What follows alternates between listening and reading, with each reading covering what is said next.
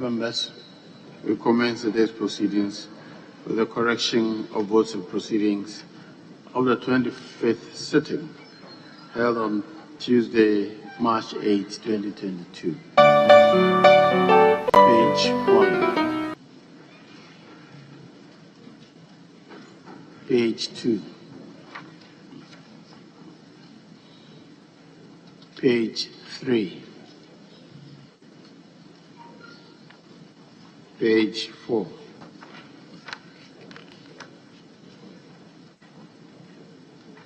Page 5. Page 6.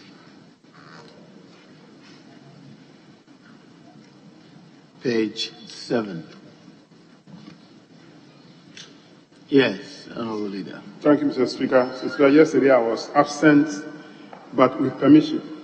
But I've been marked absent without permission. So if the correction can be made. Thank you. Very well. Table office will verify your permission records and effect the correction. Yes, Honorable Deputy.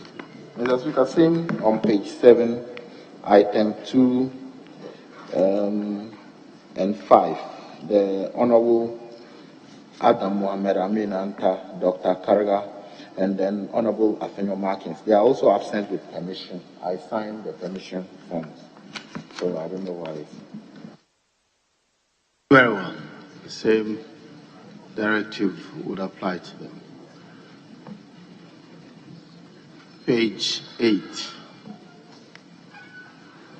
Yes, Honorable Member for. Honorable Speaker, yesterday I was absent with permission, but I've been marked absent, so I'll be grateful if item number 48 is deleted and placed under absent with permission.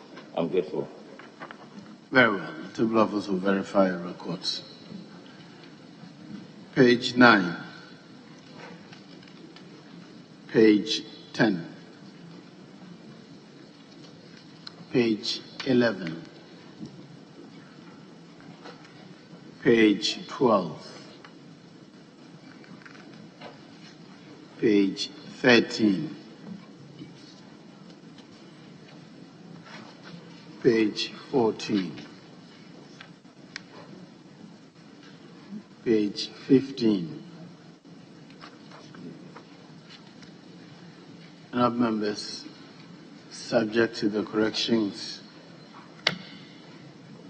effected, the votes and proceedings of Tuesday, March of 8th of March 2022 is hereby adopted as a true record.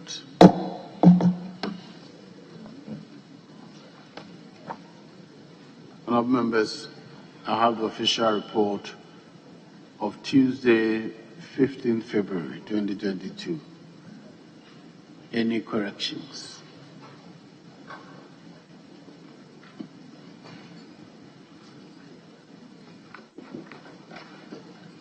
Yes, Honorable Speaker, respectfully, I didn't see any official report to my opinion hall. I don't know if members did. When I went there this morning. Sorry, can you take out the mask and speak into the mic? I didn't hear a word. In that, respectfully, I went into my opinion hall. I didn't see the official report that you are referring to. So I don't know whether others had theirs. You mean you don't have a copy of the official report? Yes. Oh, very well.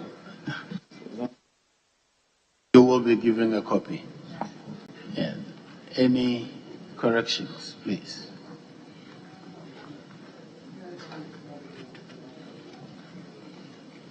In the absence of any corrections, the official report of Tuesday, 15 February 2022 is hereby adopted as a true record of proceedings.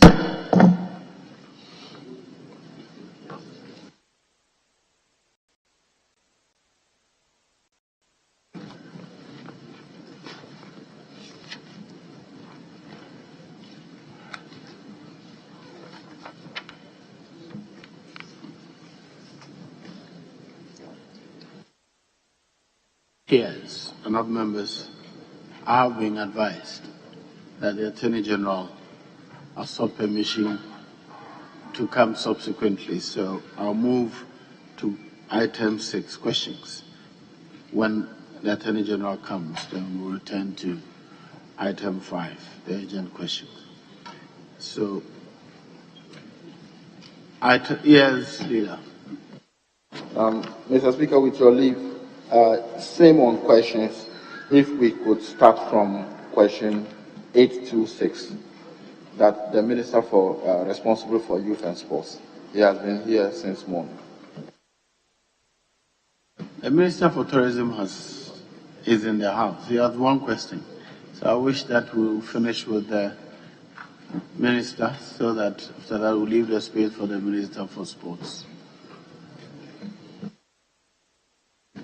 Very well. So the Minister for Tourism may take the seat.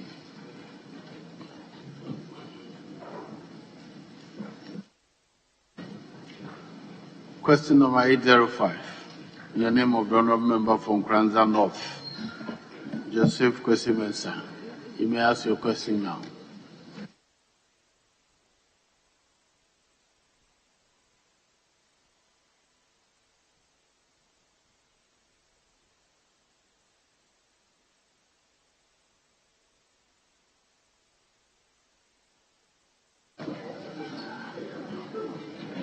Very well. The answer has been provided to the House. If the person is not available to ask a question, the answer will be published in the official report. Thank you, Honourable Minister, for attending upon the House. You have one more question? Yes.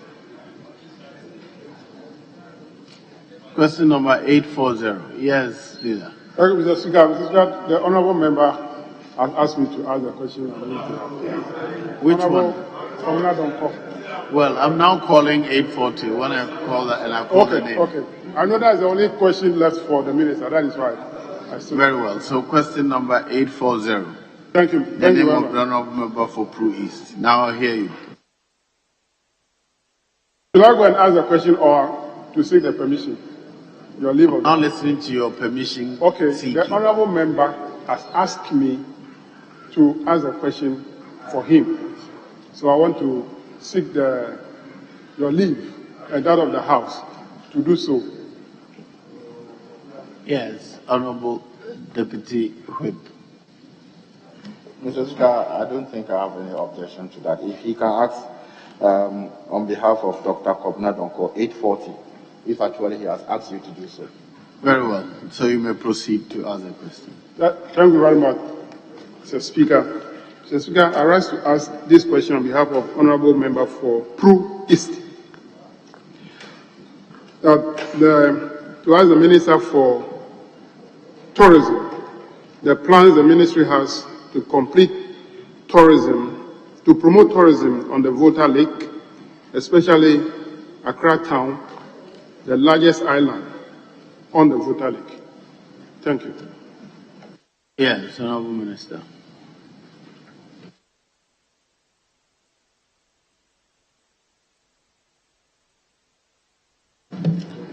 Thank you, Mr. Speaker. Mr. Speaker, the Volta Lake is a great national asset. And in the medium to long term, the Minister of Tourism, Arts and Culture envisages a buoyant leisure tourism activities on the lake and its environs. Mr. Speaker, the Ministry has started a series of engagement with relevant stakeholders, with the Volta River Authority, VRA, and selected private sector organizations. Mr. Speaker, in 2019, the Ministry, through its agency, the Ghana Tourism Authority, partnered with a Apris company to launch the maiden Adom International River Festival in Akusumbo to bridge the untapped opportunities of the Volta Lake. This event, Mr. Speaker, attracted hundreds of both domestic and international tourist visitors. Unfortunately, Mr. Speaker, due to COVID-19 pandemic, subsequent editions in 2020 and 2021 could not be held. Mr. Speaker, we intend to revisit it this year. Mr. Speaker, other proposed infrastructure developments include waterfront resorts, boat cruises, kayaking, hiking, camping, which are mostly driven by the private sector, investment. The idea, Mr. Speaker, is to develop the potential and package into our 2023 work plan for the Ghana Tourism Development Project. The relevant stakeholders, including the Judicial Assembly and traditional authorities, will also be engaged to ensure the harmonization of plans for Accra Town's sustainable development. Thank you, Mr. Speaker. Yes. Do you have any follow-up questions, please? Mr. Speaker, I find it difficult to locate the answer in the page 31. Okay. Thank you. Mr. Speaker, I'm grateful to the Minister for the answer provided. I want to find out from the Minister if he can give 100% assurance to what he has written in the answer sheet. I want a double assurance of what he said. You don't believe what you're reading, but if he says the same thing, you believe him. Yes, Honourable Minister. I don't want the one he captured in the answer, the other paper. This is a supplementary question that I want assurance.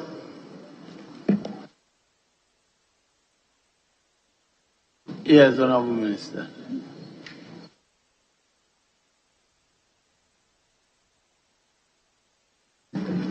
Thank you, Mr. Speaker. Speaker, I want to assure that this plan is being factored into our 2023 work plan and to be executed accordingly. Thank you, Mr. Speaker. Yes. Any other follow-up question? No. Very well. Honourable Minister, we thank you for attending upon the House to answer questions. You are discharged.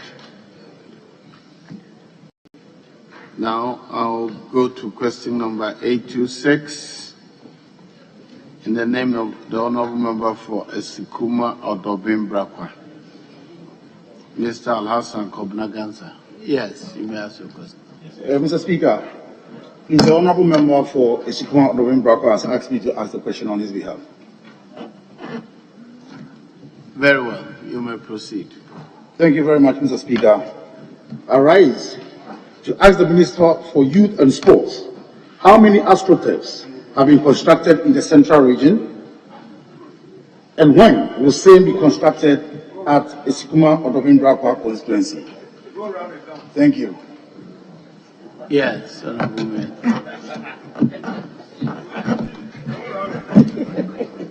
Thank you so much, Mr. Speaker.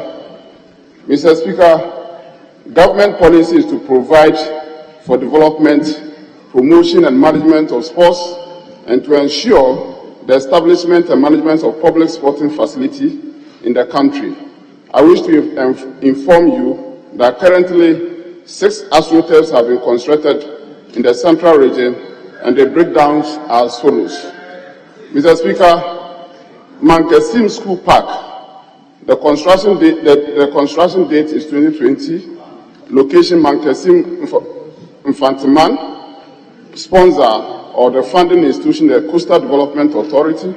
The project cost is 1.3 million and is currently 60% complete. Mr. Speaker, the next project or AstroTurf is in Victoria Park, Nyakrom, and it was awarded in September 2020. The district name is Swedro Aguna West District, and it's Coastal Development Authority and Honourable Cynthia Morrison. The project cost is 1.25 million and it is 80% complete. Mr. Speaker, the third project in Central Region is Otabi Chrome, and the project was PAC. The project was awarded in September 2020. The same town and the district, the same district, Aguna West District, and also the project funded is Coastal Development Authority. Project cost is 1.3 million and is completed. Mr. Speaker, the fourth project in Central Region is Yatel Okoso Park. and it was awarded in May 2018. Senya Breku Ewutu Senya, and the project is funded by Cheetah Football Club, and it's also 1.6 million. Phase 1 has been completed. Mr. Speaker, the 5th project in Central Region is Baujase Ashrotef. And the project was awarded in January 2020, and it is at Baujase Ewutu Coastal Development Authority, and the project's cost is 1.3 million, and it's 90% complete. The 6th project is Enya Abasa, and it was awarded in October 2020. Abasa Ejumako Enya Esiem, and is sponsored by Ghana National Petroleum Corporation (GNPC), and the project cost is 1.1 million, and currently the project is 40% complete. Mr. Speaker, the ministry has initiated one constituency, one ASUTEF policy in order to ensure that every constituency in the country has been provided with modern pitches to develop potential of the youth, and Esikuma Adobin Abrakwa constituency will certainly be considered. Thank you so much. Yes. Thank you, Mr. Speaker. I rise to also ask the Minister for Youth and Sports, since he's mentioned that every constituency will have one. Currently, Central Region has 23 constituencies, and we already have heard from him that we have only 6 underway. When does the ministry intend to get Cape Coast North constituency one ASTROTEF? Thank you. Honourable member, don't take advantage of somebody's question to put your own issue across. Ask your own question. This is not your question, please. Mr. Speaker, it's a follow-up question because of what the minister said regarding the fact that it says every constituency in the country will get one. So when are we getting our own? Zooming in on Cape Coast North when the question was asked by Sikuma or Dobin Brakwa. Because Cape Coast North is in the Central Region. Yes, you will be covered. But in the meantime, you want a follow-up question on the Sikuma or Dobin Brakwa? All right, thank you, Mr. Speaker. Very well. I'll proceed. Question number 827, in the name of the Honourable Member from Koko. Thank you, Mr. Speaker. Mr. Speaker, I want to ask the Minister for Youth and Sports, when will the construction of the Nkoko Sports Stadium be completed? Yes, Honourable Minister.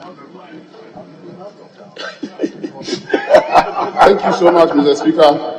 Mr. Speaker, to reiterate government policy on sports infrastructure, the ASTROTEF pitches are one of the alternative ways of providing standard football pitches in communities in Ghana. The ministry has initiated one constituency, one ASTROTEF policy in order to ensure that every constituency in the country is provided with modern pitches, and in Nkoko constituency will certainly be considered.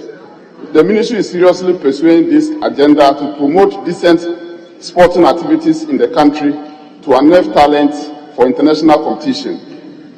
Soft curtain for Nkoko Sports Stadium was done on Friday, 18th September 2020 by the former Minister for Youth and Sports, Honorable Isaac Esiama, and work commenced but has to be paused for architectural review on some section of the stadium, example the seating capacity, the athletic oval and dressing room, etc.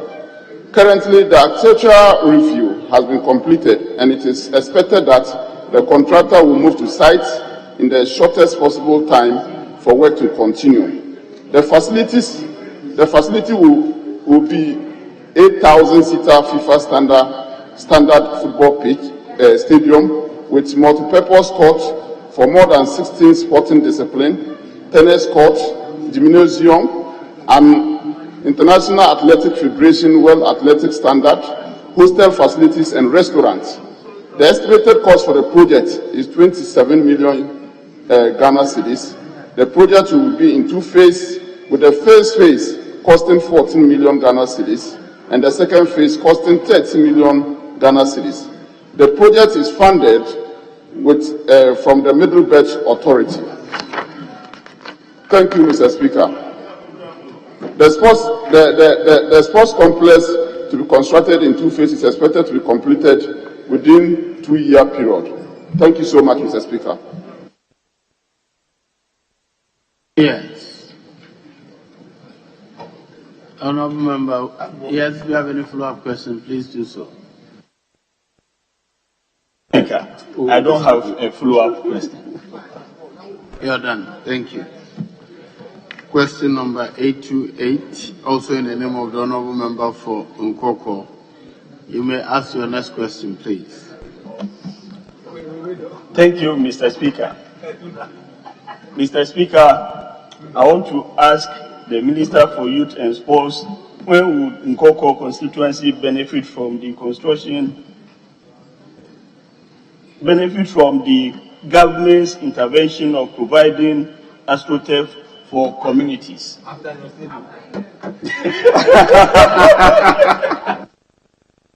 Yes, Honourable Minister.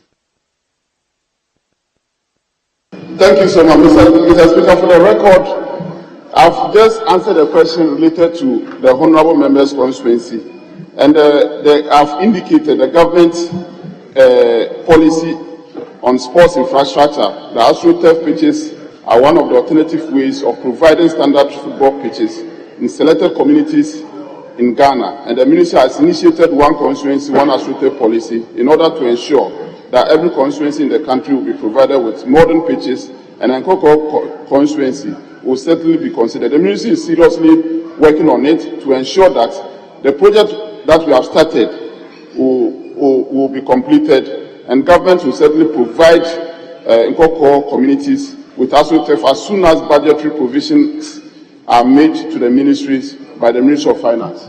Thank you. Very well. Do you still have a follow-up question on this one? Thank you, Mr. Speaker. I'm okay with it. Very well. Question number 841. In the name of the Honourable Member for Electoral, Albert Tetenyakote. Thank you, Mr. Speaker. I rise to ask the Minister for Youth and Sports when the Electoral constituency will benefit from the government's intervention of providing AstroTurfs for all constituencies. Yes, Honourable Minister. Thank you so much, Mr. Speaker. Mr. Speaker, the Yilo Provo constituency will surely benefit from a government intended plan to have AstroTurf in every constituency and every district in Ghana. And as and when the ministry receives funding from the Ministry of Finance, the Yilo Provo constituency will be considered. Thank you.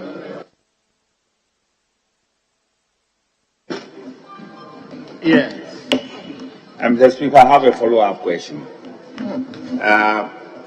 The government's policy on AstroTurf is one AstroTurf per constituency. In the order paper of 8 December 2021, the report on the number of AstroTurfs constructed indicates that some constituencies have 3 AstroTurfs, some have 2.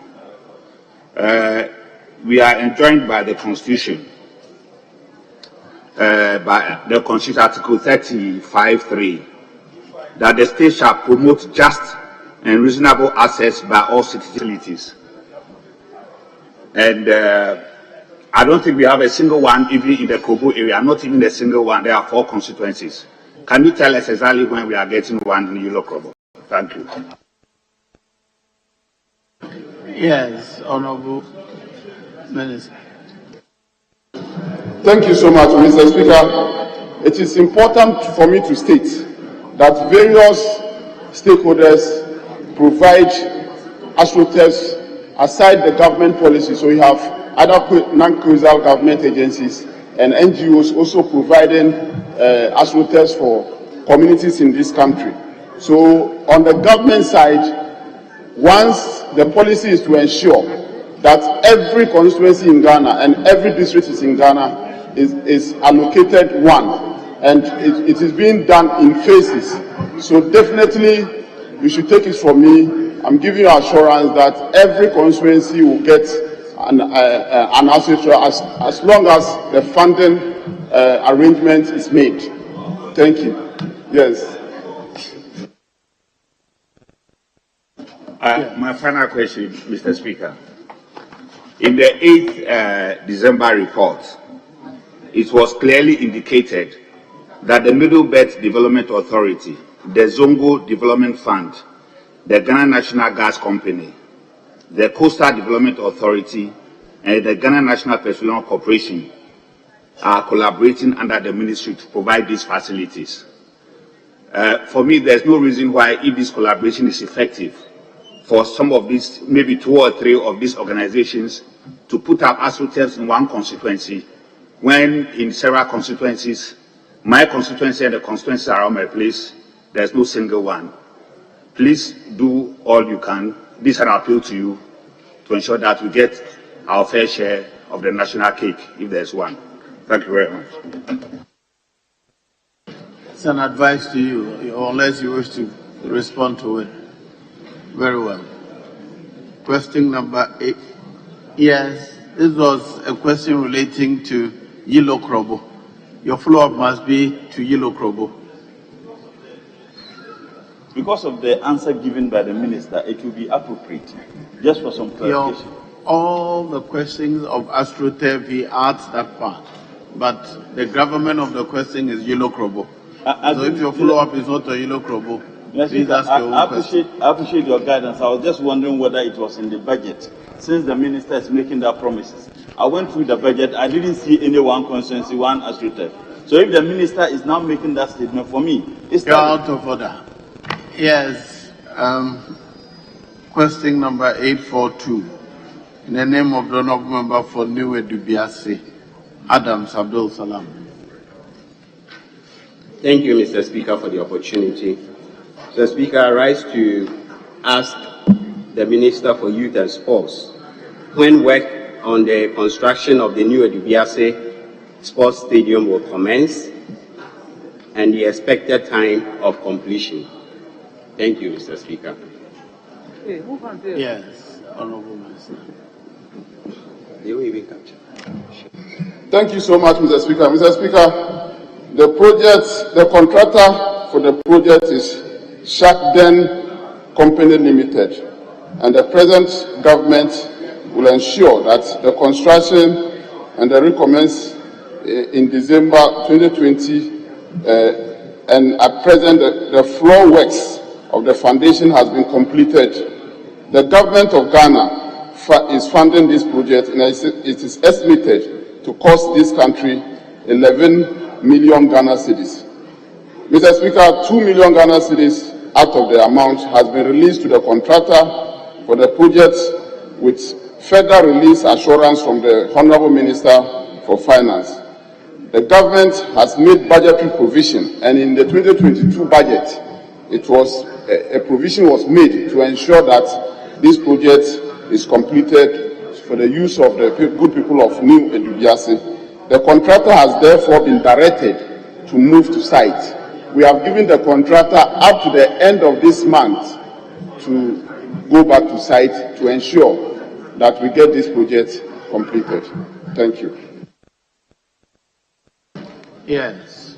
Thank you, Mr. Speaker. Mr. Speaker, the minister just said that he has directed the contractor to go back to site. I wanted to find out from the minister, which of the sites have you directed the contractor to go back to?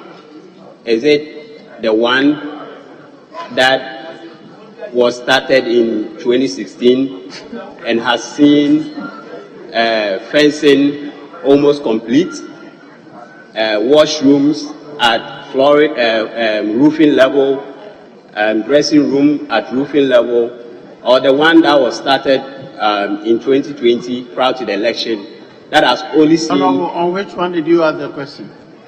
Mr. Speaker, I asked the question about the sports stadium. As we speak now, there are 2 sites, and I don't know which one Which one did you ask the question on? Since you say there are 2 Mr. sites. Speaker, that's the confusion in the constituency. So I wanted the minister to clarify. Which one is he going to? Because it's the same contractor, and I'm not sure if there was a redesigning of the facility and the contract was re-awarded for a separate facility or so. Because the one that was started in 2016 is about 54% complete. So which one is the contractor asked to go back to? Yes, Honorable Minister. Thank you so much, Mr. Speaker. Is the one that was re-awarded in 2020, and I stated here that in 2020 the contractor was asked to recommence in the new site. So the direction that has been given to the contractor, what is on my table, is the current contract, which is 11 million Ghana cedis. And the previous one you are talking about, I don't know anything about it. What I know is the current one. Thank you. Yes. Thank you, Mr. Speaker. Mr. Speaker, if it's the current one, the minister says that about 2 million cedis had been released to the contractor and foundation work has been done. I don't know if site clearing constitutes a foundation of a project. They've only cleared the site, and if that costs 2 million cedis, that leaves a lot of questions to be asked. What was your question? My question is that, Mr. Speaker, have they done any foundation? Has the minister taken the pains to find out the percentage of work that has been done at the new site as we speak? Do you know what percentage of work has been completed? Yes, Honorable Minister. Thank you so much, Mr. Speaker. Mr. Speaker, my answer is very clear. I said the floor works of the foundation has been completed, and 2 million Ghana cedis has been issued to the contractor based on the certificates raised through the consultant for the project. And so, to answer your question, yes, the foundation works, and also the clearing of site and everything, include the foundations to give room for the construction to take place. These are all part of the project. Thank you. Yes. Thank you, Mr. Speaker. Mr. Speaker, I want to find out from the minister if the contractor has any outstanding payment certificate. Yes, Honorable. Thank you so much, Mr. Speaker. The contractor has any outstanding certificate with the government, and that is why we have directed him, we have given him timelines to go back on site to continue the project so that they can raise more certificates for him. Government is committed to ensure that this project is completed for the good use of the good people of New Edubiase constituency. Thank you.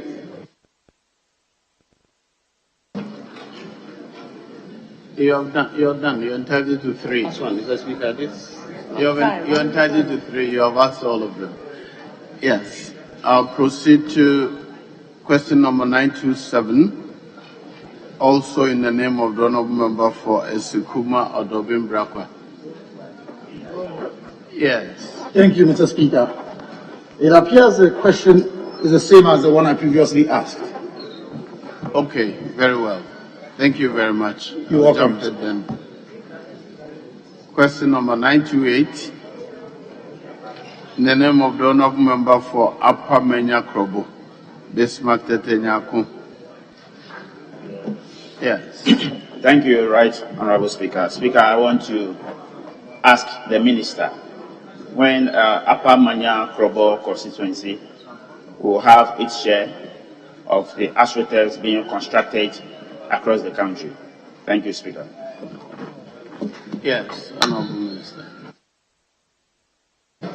Thank you so much, Mr. Speaker. Mr. Speaker, to reiterate government policy on sporting infrastructure, the AstroTurf pitches are one of the alternative ways of providing standard football pitches in selected communities in Ghana. And like I said, the Ministry of Youth and Sports has initiated one constituency, one AstroTurf policy in order to ensure that every constituency in Ghana is provided with a modern pitches, and the Upper Menya Krobo constituency will certainly be considered. The ministry is seriously pursuing this agenda to promote decent sporting activities in the country, to unearth talent for international competition, and government will certainly provide Upper Menya Krobo communities with AstroTurf as soon as budgetary provisions are made to the ministry by the Ministry of Finance. Thank you so much. Yes, any follow-up question, please? Thank you, Speaker. I have follow-up questions. Speaker, the last paragraph of the minister's response, minister is certain government will provide AstroTurfs for Upper Manya. Speaker, we will need about 4 of them. I want to find out from the minister whether what is the maximum they can provide for one constituency. Thank you. Yes, Honorable Minister. Thank you so much, Mr. Speaker. I've indicated that government policy is to ensure that every constituency gets one. Every constituency gets at least one AstroTurf. So that's the government policy. Thank you.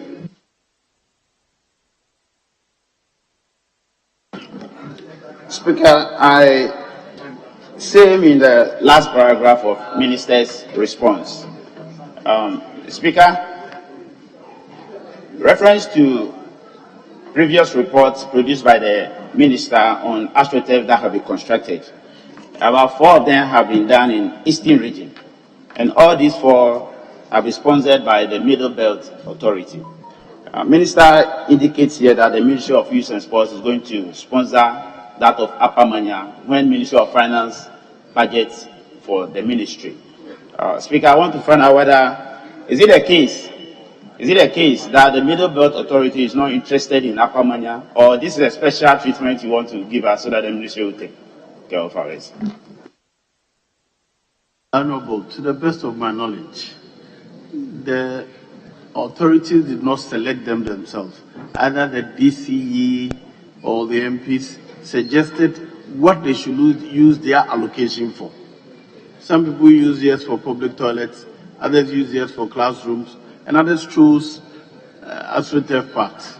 So you work with your DC or MCE to decide how you use your allocation as the authority. They don't usually choose it for us, to the best of my knowledge. If you have another follow-up question, you're entitled to ask. Speaker, I asked for the source of funding, whether the Ministry or the Middle Development Authority, and it appears your response or intervention has not answered or addressed my question. Please. Your question was in relation to whether the authority is not interested in Menya or the Yellow Krobo. And I wanted to advise that should not come here. The decision as to how to use the money allocated to authorities is made by the Assembly and the MCs. That is different from the question you want to ask. If you want to ask another question, please proceed. Thank you, Speaker. My question is this.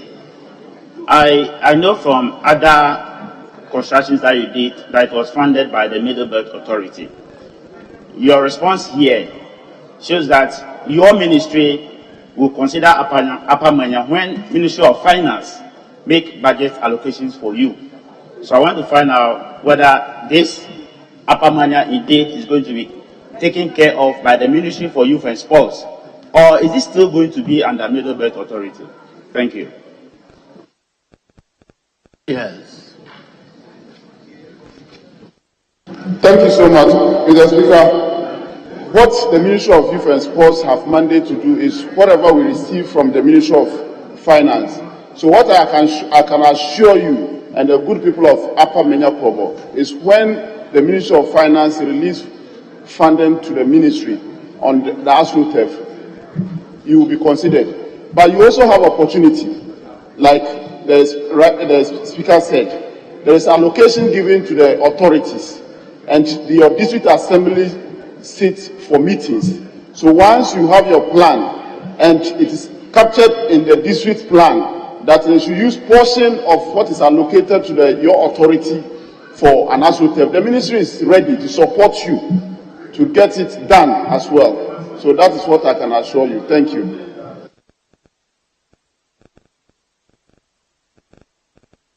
Yes. Thank you, Mr. Speaker, for the opportunity to ask a question. In your response, Minister, you said the program is one district or constituency. He said the policy. The policy, right, yes, is one district, one AstroTurf, which is a program that the Ministry of Sports is actually embarking upon. Any clarity as to how any member of parliament, for example, myself, who also wants some in my constituency, will follow up and be able to access this kind of facility? Any clarity, direction as to how we are able to get to these ones, please? Thank you very much. Thank you so much, Mr. Speaker. Mr. Speaker, it's a government policy to ensure that every constituency or every district, and we know the districts in Ghana, and we are doing so as and when we get funding or budgetary allocation from the Ministry of Finance. So be rest assured that every constituency will be considered. But if the honourable member wants, you can write to the ministries, and the ministries will put it on our file. As and when we get funding, your constituency will be considered. Thank you. Question number, very well, Honourable Minister. No, question number 928. That's what has been asked, Upper Menya Krobo, right? Very well. So that brings us to the end of questions directed at the Minister for Youth and Sports. Honourable Minister, we thank you for attending upon the House to answer questions. You are discharged. The next set of questions are directed at the Minister for Employment and Labour Relations.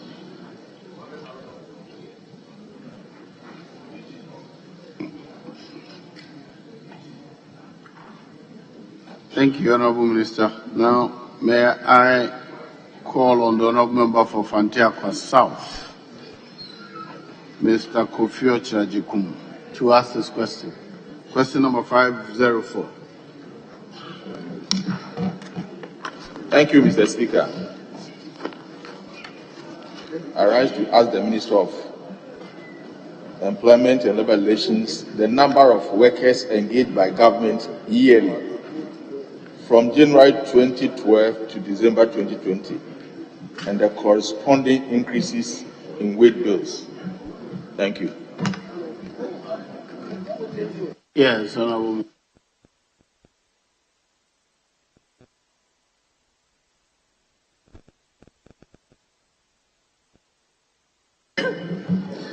Thank you, Mr. Speaker. Mr. Speaker, before I answer the question, I want to effect a small change in the write-up. Under paragraph 2, the item number 2, just after Mr. Speaker, should read, due to a change in the software of payment, Controller and Accountant General's Department could not provide data prior to 2015. That's how it should read. Thank you. Mr. Speaker, government employs about 7% of the working population, according to Ghana Living Standard Survey 7. This is done through respective public services and youth employment programs. The civil service, health, education, police, immigration services, and the Ghana Armed Forces have recruited several thousands of workers over the period in question. Mr. Speaker, due to a change in the software of payment, Controller and Accountant General's Department could not provide data prior to 2015.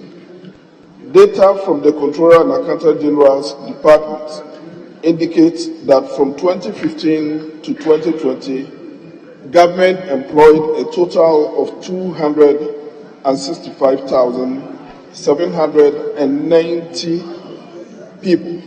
Over the same period, 586,584,290 Ghana cedis, 99 pesos was spent on the compensation of these workers. The breakdown of the data provided is as follows. 2015 number employed 25,262. 2016 10,593. 2017 44,366. 2018 72,225. 2019 51,021. 2020 62,329, totaling 265,790. The total sums of monies spent on them altogether adds up to 586,584,290 cedis, 99 pesos. Mr. Speaker, it is worth noting that government, through a number of mass employment initiatives, such as the Nation Builders Corps, Youth in Afforestation, and the Youth Employment Programs, equally recorded a number of persons who worked within the public spaces, but whose statistics are not included in the data above. Thank you. Yes, Honorable Member. Thank you, Mr. Speaker. Mr. Speaker, I noticed that the employment figures for 2015 was 25,262, and in 2016 it dropped to 10,593, almost 15,000 drop. Can the minister tell us what caused this drop? Yeah. I cannot specifically tell what led to that, but this same period coincided in the period that we were under the IMF program. There was a net freeze on employment except for areas of health and education. So I don't know whether really that was the cause, but this is what I can say on that. Yes. Mr. Speaker, I appreciate that he was struck at that time. But I can see that between 2016 and 2017, there was a huge increase in employment from 10,593 to 44,000. I'm sure you can tell us what caused it, that one, because you were in charge. Thank you. Yes.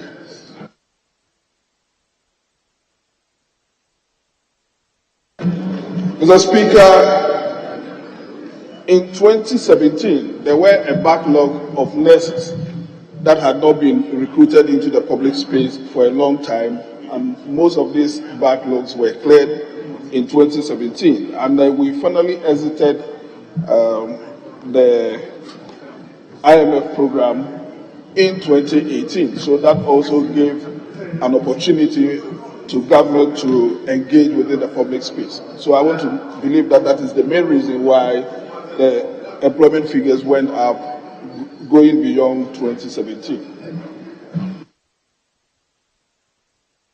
Your last question. Thank you, Mr. Speaker.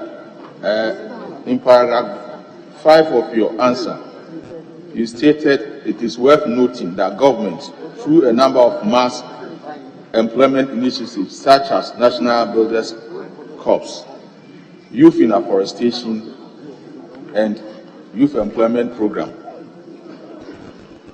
Equal recorded a number of persons who have worked within the public space. It's a pity you did not give us the figures, but can you, on top of your head, give us an idea of the number of employments in these areas? Thank you. Yes, Honorable Minister.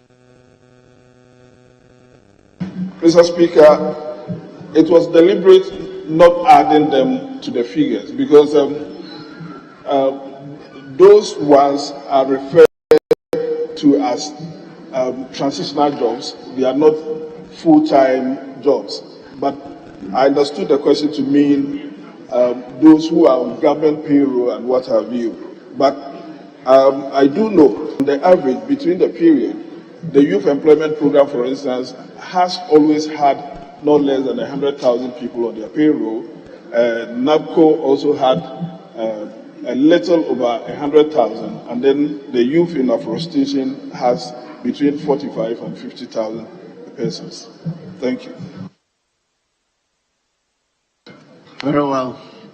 The next question is in the name of the Honorable Member for Sujaman. Mr. Thomas Nyakwampin, question 721.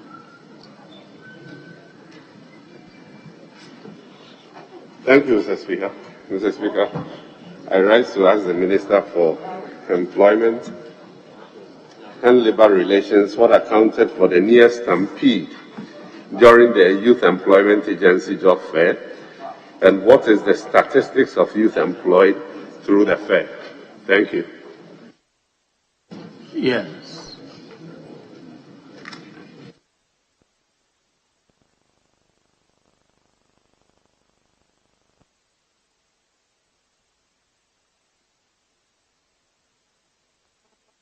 Thank you, Mr. Speaker. Mr. Speaker, the Ministry of Employment and Labour Relations, together with its agencies and partners, have organized several job fairs to educate the youth and job seekers on employment issues and also to provide linkages between organizations and job seekers.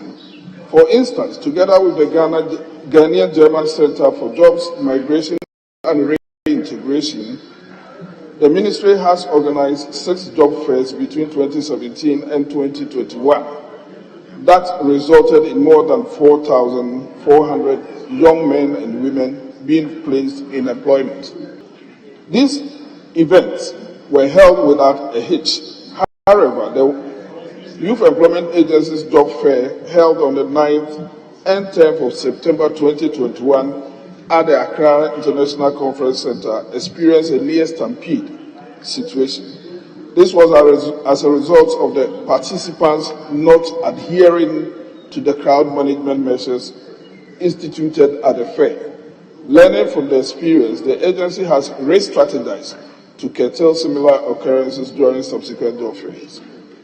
With respect to the statistics, a total number of 226 youth have so far gained employment through the job fair in the Greater Accra region. The details are as follows. Mr. Speaker, the list is quite tall, and I will plead with the Hazards Department to capture it as having been read. Thank you. Yes, Honorable Member, you may ask a follow-up question. Thank you, Mr. Speaker. Mr. Speaker, the Minister has given us in paragraph 3 that a total of 226 youth have gained employment through the job fair in the Greater Accra region.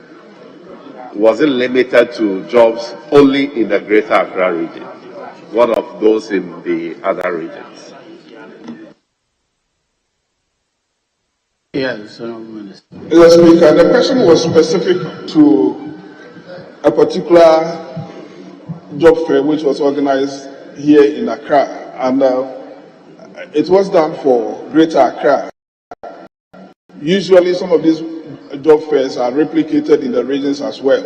So this was the outcome of our job fair. If they should move to any other region, we'll also give you figures as to what will be the results of that.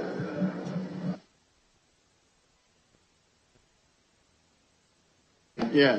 Mr. Speaker, do they have any intention to replicate this job fair for the other 15 regions? Yes. Mr. Speaker, I want to assure my colleague that it is not just the Youth Employment Agency that is organizing job fairs so far as our sector is concerned. So we will use every means available to us to make sure that all our agencies that are responsible for organizing job fairs do not concentrate on only one part of the country, but spread out evenly so that persons who are looking for jobs across the length and breadth of this country will have an opportunity to attend some of these job fairs. The last one. Finally, Mr. Speaker, I would be interested if the Minister could furnish us with the details, names specifically, of those beneficiaries that he has listed gain employment through this particular job fair. Not here, but I mean, can the Minister provide that information? Thank you. If you ask him a specific question, he will try to. Or, Honorable Minister, yes. Mr. Speaker, I thought I've been a bit detailed in my answer, given specifically institutions that recruited the numbers. So anybody that wants to do due diligence can just pick up this and follow up at the institutional level to find out whether indeed the job fair. So I think this should be enough to give anybody the comfort that he desires.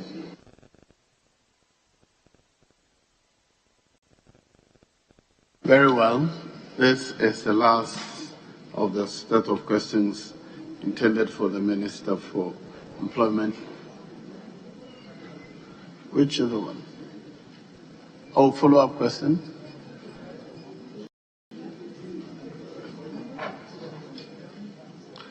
Oh, 721 and 722. Right. I actually marked 722 and 721 at the same time somehow. Very well. You may ask 722, please. Grateful, Mr. Speaker, once again. And I rise again to ask the Minister for Employment and Labour Relations, what is the current rate of unemployment in Ghana, and how many direct jobs has the government created since 2017 to date? Thank you, Mr. Speaker. Yes, Honorable Minister. Thank you, Mr. Speaker. Mr. Speaker, in answering the question, I want this correction to be effected. Paragraph 9, just after 2019, form the GSS should be cancelled. Form the GSS should be cancelled. Mr. Speaker, I proceed to give my answer. Mr. Speaker, the issue of unemployment is a major policy concern that has dominated national discourse since time immemorial. In 2021, the Ministry of Employment and Labour Relations undertook a trend analysis of the unemployment situation in the country over the past 29 years, i.e. 1991 to 2020. Data for the analysis was sourced from the International Labour Organization's ILO Stats, a global reference for international labour statistics. ILO Stats cross-references data from labour surveys, census, and other national data from the Ghana Statistical Service for its analysis. Mr. Speaker, it is important we recognize and acknowledge the dynamics of our labour market systems, as well the data and reporting challenges of national institutions such as the Labour Department and the Ghana Statistical Service. As a result, statistics on the unemployment situation in Ghana are not published on a regular basis by these institutions. They are published periodically based on surveys and population census, such as the one Ghana Statistical Service concluded recently. Based on the metadata of the Ghana Living Standard Survey, round 7 of the GSS, about 1,027,594 persons aged 15 years and older were estimated to be unemployed as at 2019. The GLSS 7 thus estimated national unemployment rate to be 8.4 in 2019. The 2021 population census labor force, which is the economically active population of 15 years and older, at 11,541,355. Out of that figure, 9,990,237 were employed and 1,551,118 unemployed. This puts the unemployment rate at 13.44%. Mr. Speaker, the above figures are at variance with the figures obtained from the ILO stat on Ghana for the same period. According to the ILO stat report, the unemployment figure of Ghana for 2019 was 4.12% and 4.53% for 2020. The variations of the GSS figures and that of the ILOs stem from different definitions which are used in their computations. ILO standard definition of unemployed persons is all those who have attained employable age and are available for jobs and are looking for jobs but not getting. i.e., this excludes all those who have reached the employable age, not working, yet are not looking for jobs within the reference period. The Ghana Statistical Service, however, uses the ILO relaxed definition of unemployment, which includes all persons that have reached the employable age and are available for jobs, whether looking for jobs or not. For instance, in analyzing the metadata for 2019, from the 2019 GLSS, per the ILO's definition, the unemployment rate stood at 4.12, but using the relaxed definition, an additional 4.3 was added to bring it to the current rate of 8.4. Mr. Speaker, the Ministry of Employment and Labor Relations is conducting an analysis of jobs created by government as at December 2021. It is expected that the exercise will be completed by the end of first quarter 2022.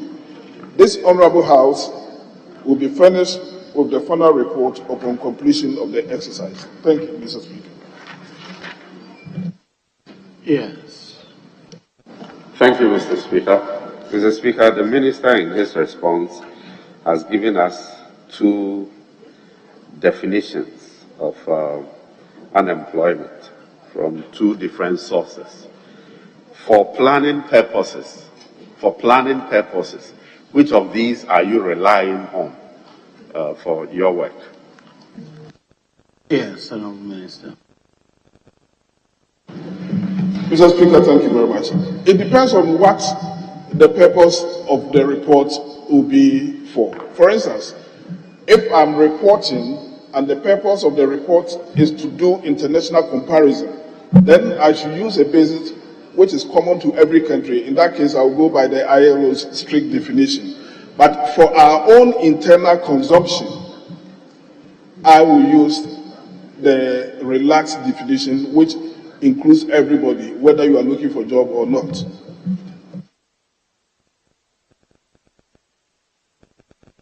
Yeah. Mr. Speaker, the latter part of his response suggests that he cannot provide data per my answer, per my question, because you are now in the process of collating jobs that have been created. But looking at these statistics, would you agree with me that the unemployment situation in this country is worsening by the year? Yes, Honourable Minister. Certainly not, Mr. Speaker. Mr. Speaker, statistical figures ought to be interpreted, putting it in the right context.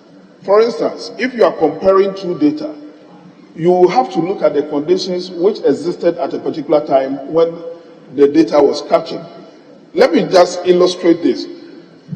If, for instance, a survey is conducted within the dry seasons, and then the questioner went to any of the three northern regions, it is possible that many active persons who work on farms will be captured as not working.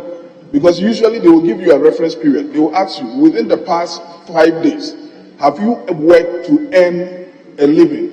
The answer certainly will be that no, because the person is a farmer, they are in the thick of the dry season, there's no farming activity, so certainly at that time the person is not working. But if that same question was put to the person within the farming season, the answer will be different, because that person will have been engaged within the reference period in active working life. So that is one. Number two, you all know that the world is coming out of COVID. We have done studies which indicated that COVID actually impacted negatively on work generally. So if you did a survey immediately after COVID, certainly the impact on work will show. It does not really mean that that is the trend. Indeed, if you want to establish whether or not the situation is worsening, then you have to do a trend analysis, but not just a one-time survey to be able to inform yourself of what the situation is. Yes.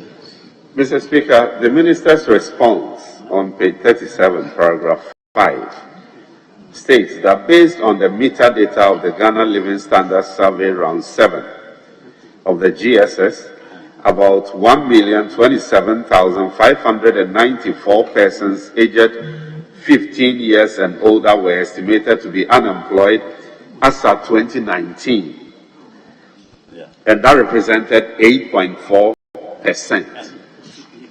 Now, on the next paragraph, the 2021 population census puts the labor force, which is the economically active population, the same age bracket, 15 years and older, at 11,541,355.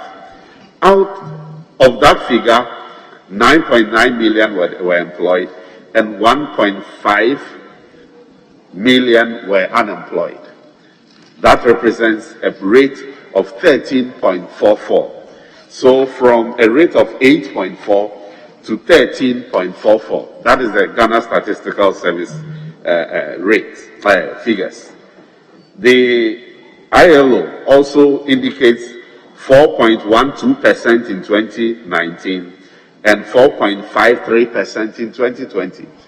Are you contesting these figures in any way? Yes, Honorable Minister. I am certainly not contesting these figures. I gave you those figures, so I should have faith in those figures. Except that I'm telling you that you don't just take figures at the face of it. You have to be able to put it in a context, to be able to understand it very well. For instance, there's a sharp difference between Ghana Living Standards Survey and census. For every census, there's a reference period. 1 week. The census night is the reference period. But for Ghana Living Standards Survey, it is not done with a specific timeline. It depends on when the interviewer to your doorstep.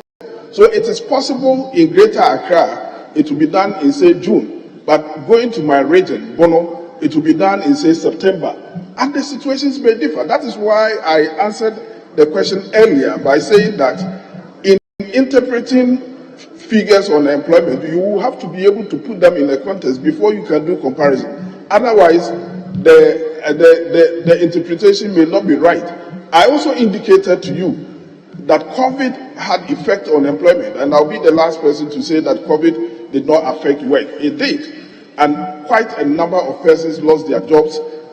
Potential job seekers could not also get jobs because of COVID. But that does not mean that the door is closed. We will need to do a trend analysis to be able to establish whether or not indeed the situation is worsening before we can make a conclusion.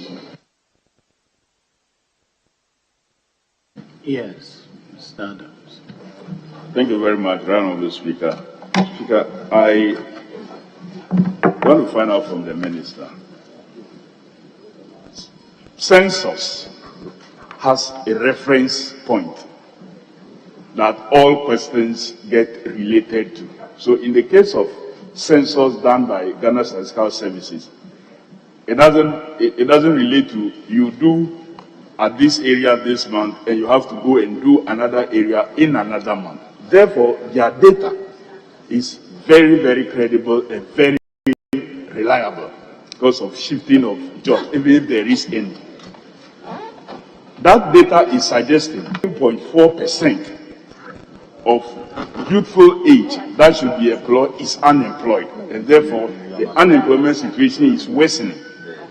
The Minister, are you agreeing or disagreeing with this report from Ghana Statistical Service, which has a reference point for their survey? Thank you. Yes. Kofi, oh, sorry, Honorable. Mr. Speaker, I'm sorry for identifying my honorable colleague as Kofi, but he's a friend, so I am not contesting it, but I'm just giving the general advice as to how we should interpret the figures. You see, when you are doing something with a reference point, it's just like taking a snapshot as of that time. So, for instance, immediately after bed, if I should take a snap of you, it will not certainly be the same after you have taken a meal. The snap of you after a meal will perhaps show a protruded stomach, unlike the other one. So that explains the point I'm trying to make, that yes, it depends on when that snapshot was taken. If indeed it was taken, especially in my area, for instance, the major activity there is farming. So if the snapshot on employment was taken within farming period, you will notice that virtually every young person who will be engaged. But then if that same snapshot was taken off farming season, most of the youth will be reported as not what? They will not be active then. So it's just a question I'm giving for our own interpretation. It is not about doubting the figures provided by Ghana Statistical Service. Thank you.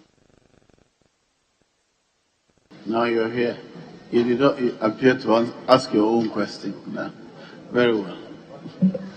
Thank you, Mr. Speaker. From the answers the Minister has given, will the Minister consider having a Ghanaian definition and a Ghanaian matrix for unemployment? Yes, Honorable Minister.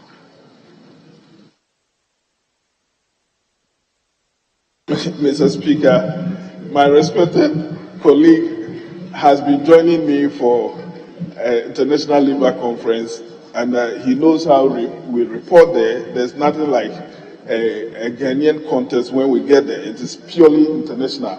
But I agree with him on the issue of us picking that which suits our condition, and that's why what I answered earlier when he was not here. I indicated that for planning purposes, I would prefer us using the relaxed definition, which includes everybody.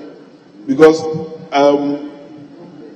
if we sound too technical by going by the ILO strict definition, we will only be laughing at only one side of our mouth. Because indeed, whether the person is looking for work or not, if the person is not working, he is not working. And therefore, for policy purposes, if we are planning, we will need to take all such persons into consideration. It is for that reason why since 2010, Ghana has deviated from using the strict definition of ILO into the relaxed definition of ILO, which takes our local situation into consideration. Thank you for attending upon the House to answer the question. You're discharged, Honorable Minister. Yes. Mr. Speaker, I think the Attorney General is in now, and if he can now respond to the agent question on page 3. Very well. We'll return to the item 5 then. Agent question, Honorable Attorney General.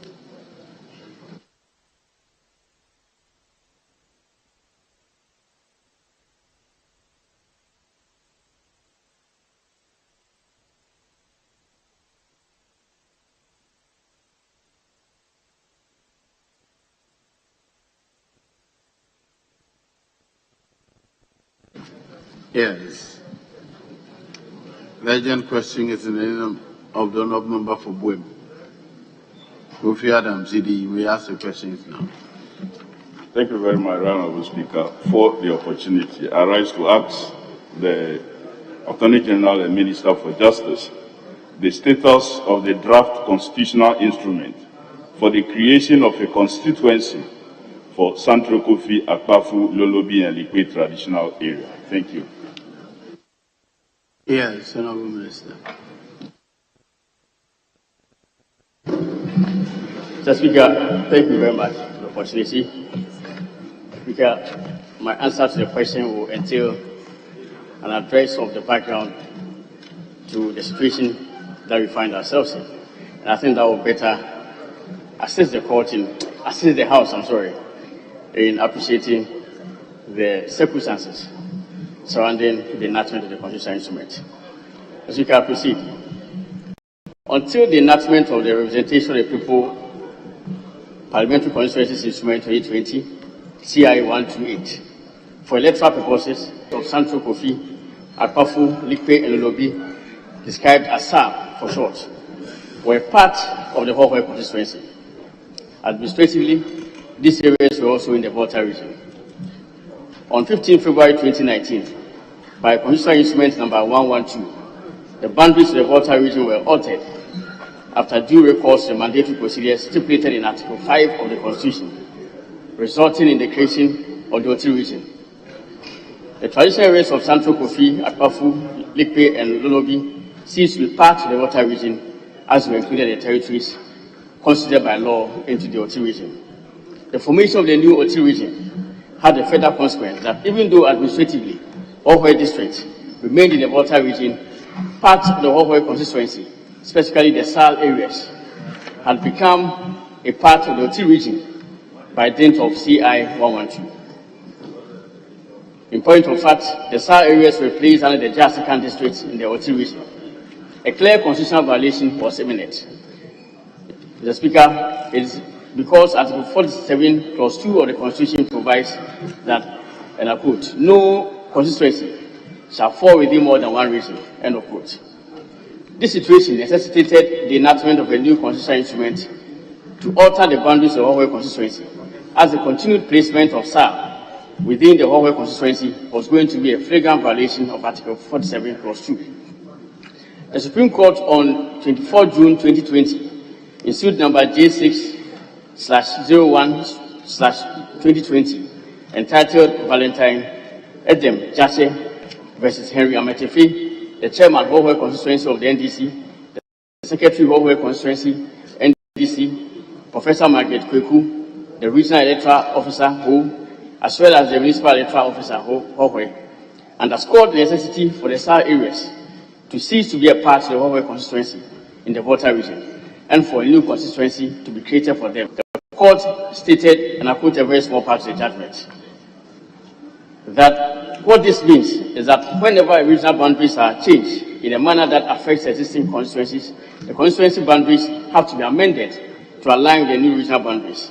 For the reasons explained above, we hold that as things stand now, CI 95 is inconsistent with Article 47 Clause 2 of the Constitution, to the extent that the traditional areas of Central Kofi, Akpafu, Likwe, and Lolobi, which fall within the Oti region, are stated to be part of the Hohoe constituency, which is in the Volta region, and to the extent of that inconsistency, CI 95 is unconstitutional, end of quote. With the benefit of this clear decision of the Supreme Court, the Electoral Commission set out to align or realign the boundaries of the Hohoe constituency and to place the SAR areas within the constituency in the Oti region. Mr. Speaker, a new constitutional instrument, CI 128, was enacted. This CI placed the SAR areas within the Buem constituency, which is the honorable member's constituency, with its headquarters being Jasikan in the Oti region. This situation should not have created any problem at all and should have ensured a due exercise by the people of SAR of their right to participate in the parliamentary election in the Buem constituency in the December 2020 elections.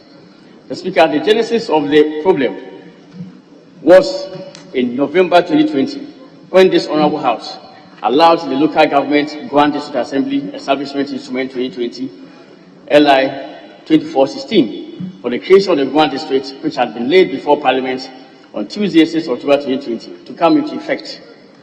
On Monday, 9 November 2020, less than a month before the December 2020 elections, LI 2416 came into force after having satisfied the constitutional prerequisite for 21 sitting days. It is pertinent to note that the areas carved into the Guan district by LI 2416 were hitherto part of the Jasikan district. Consequent on the enactment of LI 2416, the 4 traditional areas of SAR were placed under the new Guan district and ceased to be part of the Jasikan district.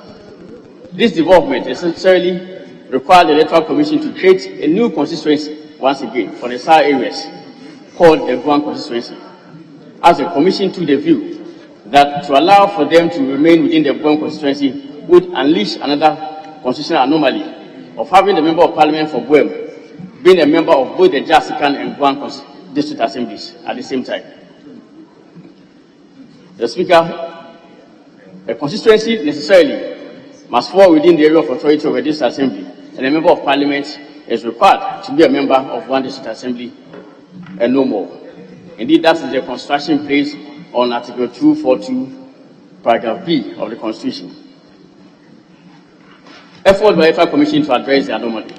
The Electoral Commission, in its quest to ensure a due exercise of the franchise by the people of SAR, proceeded to take steps to create a constituency for the areas forming part of the newly created Guan district by amending the Representation of the People Parliamentary Constituencies Regulations 2020 CI 128, as well as the district electoral areas designation of units Regulations 2019 CI 119.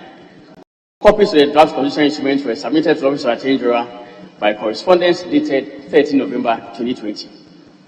Subsequently, the Office of the Attorney General and Ministry of Justice, by a letter dated 18 November 2020, forwarded the draft Representation of the People Parliamentary Constituencies Amendment Instrument 2020 and comments thereon to the Electoral Commission for their consideration. The Attorney General particularly drew the attention of the Electoral Commission to the limited time frame for the dissolution of the next Parliament, having regard to Clause 7 of Article 11 of the Constitution, which requires 21 sitting days for the draft instrument to come into force after being so late in Parliament. On 26 November 2020, by a letter dated 23 November 2020, the Electoral Commission requested the Attorney General to finalize the draft constitutional instrument. Further to the receipt of the correspondence, the Office of the Attorney General finalized work on the draft constitutional instrument and forwarded same to the Electoral Commission under cover of correspondence dated 30 November 2020.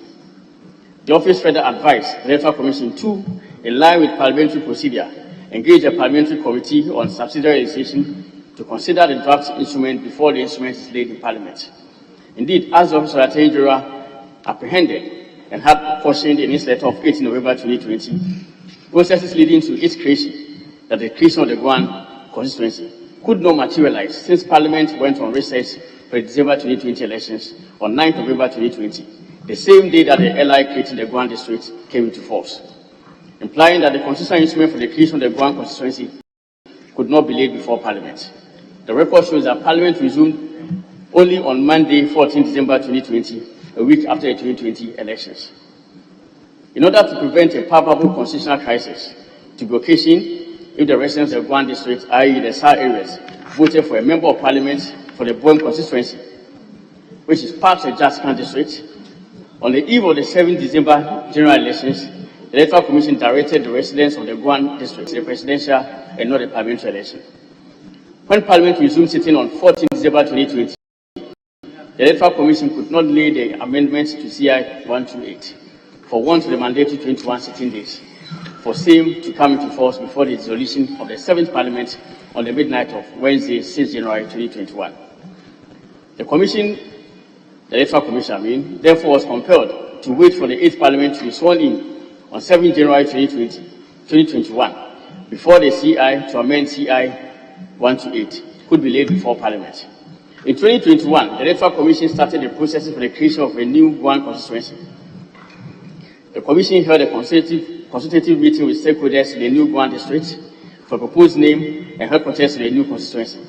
The stakeholders unanimously agreed on a constituency name, Guam constituency, with the headquarters being Lipe Mate. A constitutional instrument to amend CI 128 has been drafted and submitted to the Office of the Attorney General for review. The reviewed constitutional instrument will be laid before Parliament in accordance with Clause 7 of Article 11 before same comes into force. Mr. Speaker, the way forward.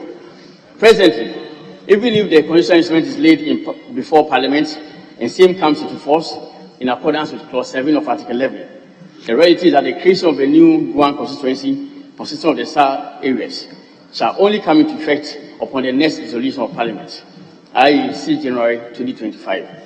This is the effect of Article 47, Clause 6 of the Constitution. Alternatively, if it is desired that the creation comes into force, the way to achieve representation of the SAR people in Parliament, in this term of Parliament, is to do two things. The first is to revoke LI 2416, establishing the Guam district, which would imply that the residents of SAR will remain under the Guam district. The second step is to annul the 2020 parliamentary election organized for the Guam constituency, to allow residents of the 4 SAR communities qualified to vote under Article 42 of the Constitution to exercise their rights to elect a member of Parliament to represent them, since CI 128, used for the conduct of the 2020 parliamentary elections, is the SAR areas under Guam constituency. A placement of the SAR areas under the Guam district and an annulment of the Guam parliamentary election in order to allow the residents of SAR to vote for a member of Parliament in the Guam constituency would eliminate the risk of a violation of Article 242, paragraph B. It is observed that there is currently pending in the High Court, a suit challenging the validity of the election of Mr. Kofi Adams as Member of Parliament for the Guam constituency on account of a denial of the right to vote of the SAR people in the December 2020 Guam parliamentary election. The suit is numbered CP-CRP/E/1/2021 and entitled in the matter of parliamentary election for the Guam constituency and the matter of a petition by Stephen Bempong and 12 others versus Mr. Kofi Adams and the Electoral Commission. The Speaker, the reliefs being sought in that action include an order of the court cancelling the parliamentary election in the Guam constituency and further orders directed the Electoral Commission to organize fresh elections in the Guam constituency, inclusive of the 13 electoral areas in the traditional areas of Santo Kofi, Akpafu, Lolobi, and Lipe.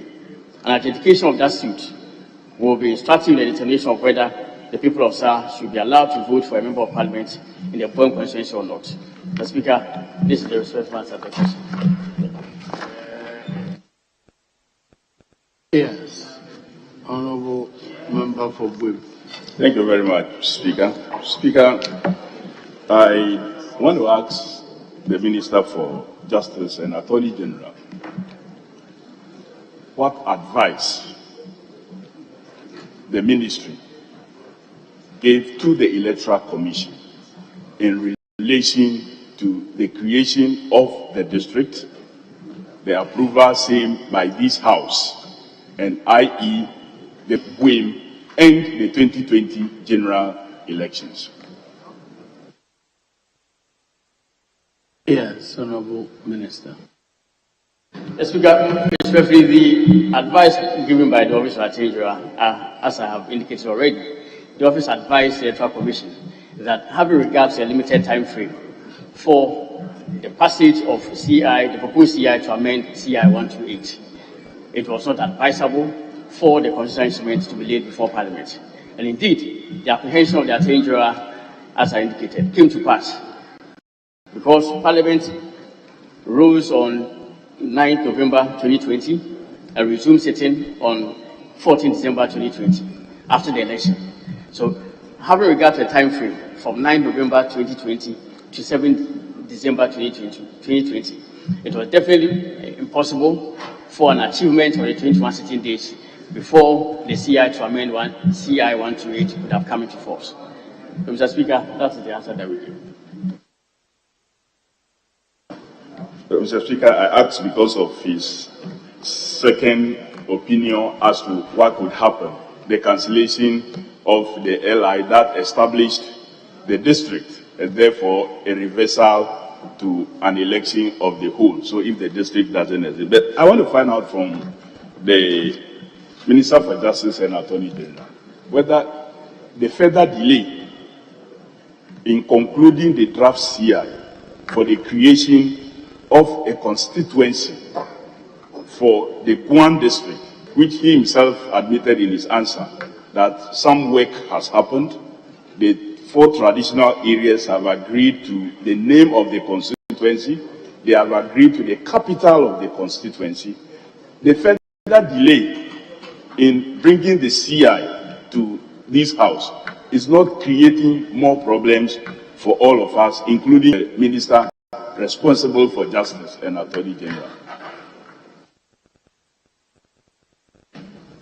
Yes, Honorable Minister.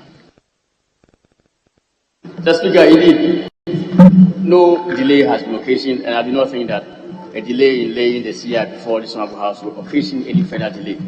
This is because, as indicated by dint of Article 47, Clause 6, any constituency when created comes into effect only upon the next dissolution of Parliament. So Article 47, especially, is in these terms, just for the avoidance of doubt. Where the boundaries, Article 47, Clause 6, where the boundaries of a constituency established under this article are altered as a result of a review, the alterations shall come into effect upon the next dissolution of Parliament. It implies that even if the CI is laid before this Honorable House today, and same comes into force after 21 sitting days of Parliament, the Guam constituency can only come into effect after 6 January 2025, and elections can be held for the Guam constituency only on 7 December 2024. And Mr. Speaker, I think it is also important to note that, yes, if there is an immediate need for a recognition of the rights of the SAR areas to elect their member of parliament, I think the solution will just be simple, just to annul the election of the member of parliament for Guam constituency. And when that is done, we can hold fresh elections. So the solution is not just an annulment or a revocation of the LI. It must be coupled with an annulment of the Guam election or Guam parliamentary election. Thank you very much. Yes. Speaker, if that is the solution to the problem, that is very much welcome. So, and therefore, the district, I know it's not, the district that the government he advised created will have to be annulled because a lot of things were not done in good time. The minister, like he narrated in his answer, the CI that created Otirigi, CI 112, came into force in 2019. So government was very much aware that the SAL areas have been taken off from Hokwe and have been added to Otirigi. So the necessary preparation and promises for a creation of a district should have started immediately. The learned Attorney General will agree that the long delay by government in acting same is what has resulted in all these problems. I'll ask my question. I want to find out from the minister. He said no delay has been occasioned because the creation of the constituency will come into force only after the 2024 elections, and that means 7th January 2025. But still, the people are agitating. And that explains why the Electoral Commission have had to engage them earlier. I want to find out from you, how many more days or man hours or manpower does the Attorney General need to conclude on the draft CI before him, so the Electoral Commission together can forward it to this House? Yes, Honorable Minister. Mr. Speaker, I respectfully have to correct the point made by my good friend, Mr. Kofi Adams. The CI did not come into force in 2019. CI 128 came into force in August 2020. The specific date is the 11th August 2020. That is when CI 128 came into force. Secondly, the Speaker, it cannot be entirely correct that, yes, the Speaker, so consequent on that, CI 128 was enacted to give effect to the creation of voting region and to place certain constituencies hitherto in the voter region under constituencies in the voting region. The Speaker, as I indicated, it cannot be entirely correct that it is the government which is responsible for the situation that the South people find themselves in. I would with all respect say that it is this Honorable House. It is this Honorable House because the CI was laid before the LI 2416 was laid before this Honorable House. This Honorable House watched for it to pass, and indeed this Honorable House had the power under Article 11, Clause 7 of the Constitution to annul the CI, the LI, if they don't want it to come to force. So this Honorable House participated in the creation of the Guan district. Article 11, Clause 7, particularly paragraph C, is quite instructive. It says, any other rule or regulation made by a person or authority under a power conferred by this Constitution or any other law shall come into force at the expiration of 21 sitting days, after being so late, unless Parliament before the expiration of the 21 sitting days annuls the order, rule or regulation by the vote of no less than 2/3 of all the members of Parliament. So, Mr. Speaker, I'm not aware of any efforts made by Parliament to annul LI 2416, which created the Guan district. This House watched for LI 2416 to pass, and I think that the House must, with all respect and in all humility, bear full responsibility for the creation of the Guan district.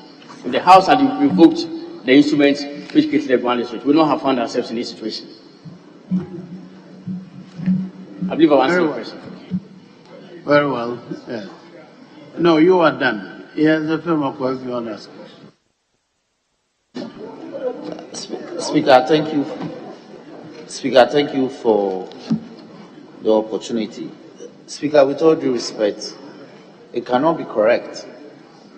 With all due respect to the Attorney General, it cannot be correct that in the contemplation of the framers of the Constitution as contained in Article 47, Clause 6, which is to the effect that where the boundaries of a constituency established under this article are altered as a result of a review, the alteration shall come into effect upon the next dissolution of Parliament.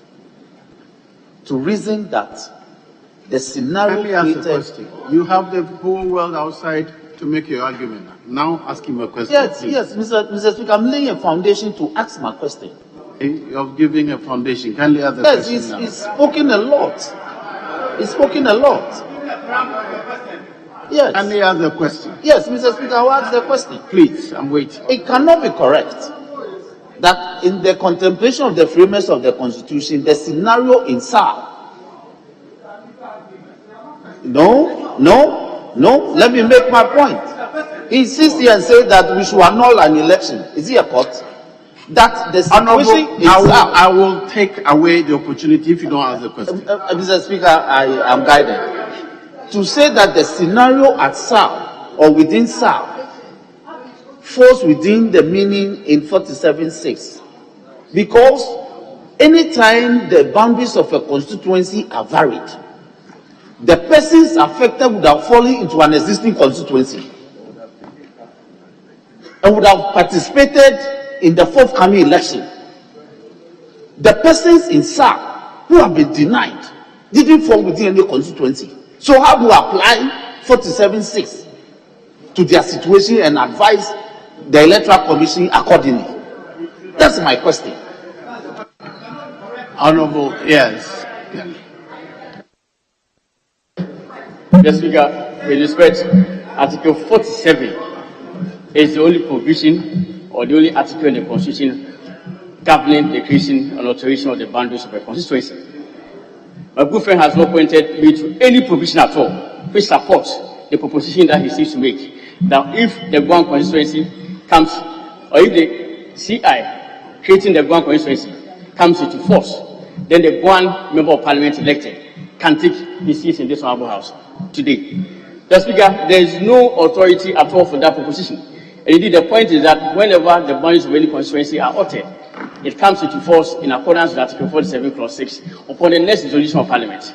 I still maintain that view. If my learned friend is opposed to the view, I believe that the Supreme Court, with all respect, is there, and we can seek interpretation. Yes, leader.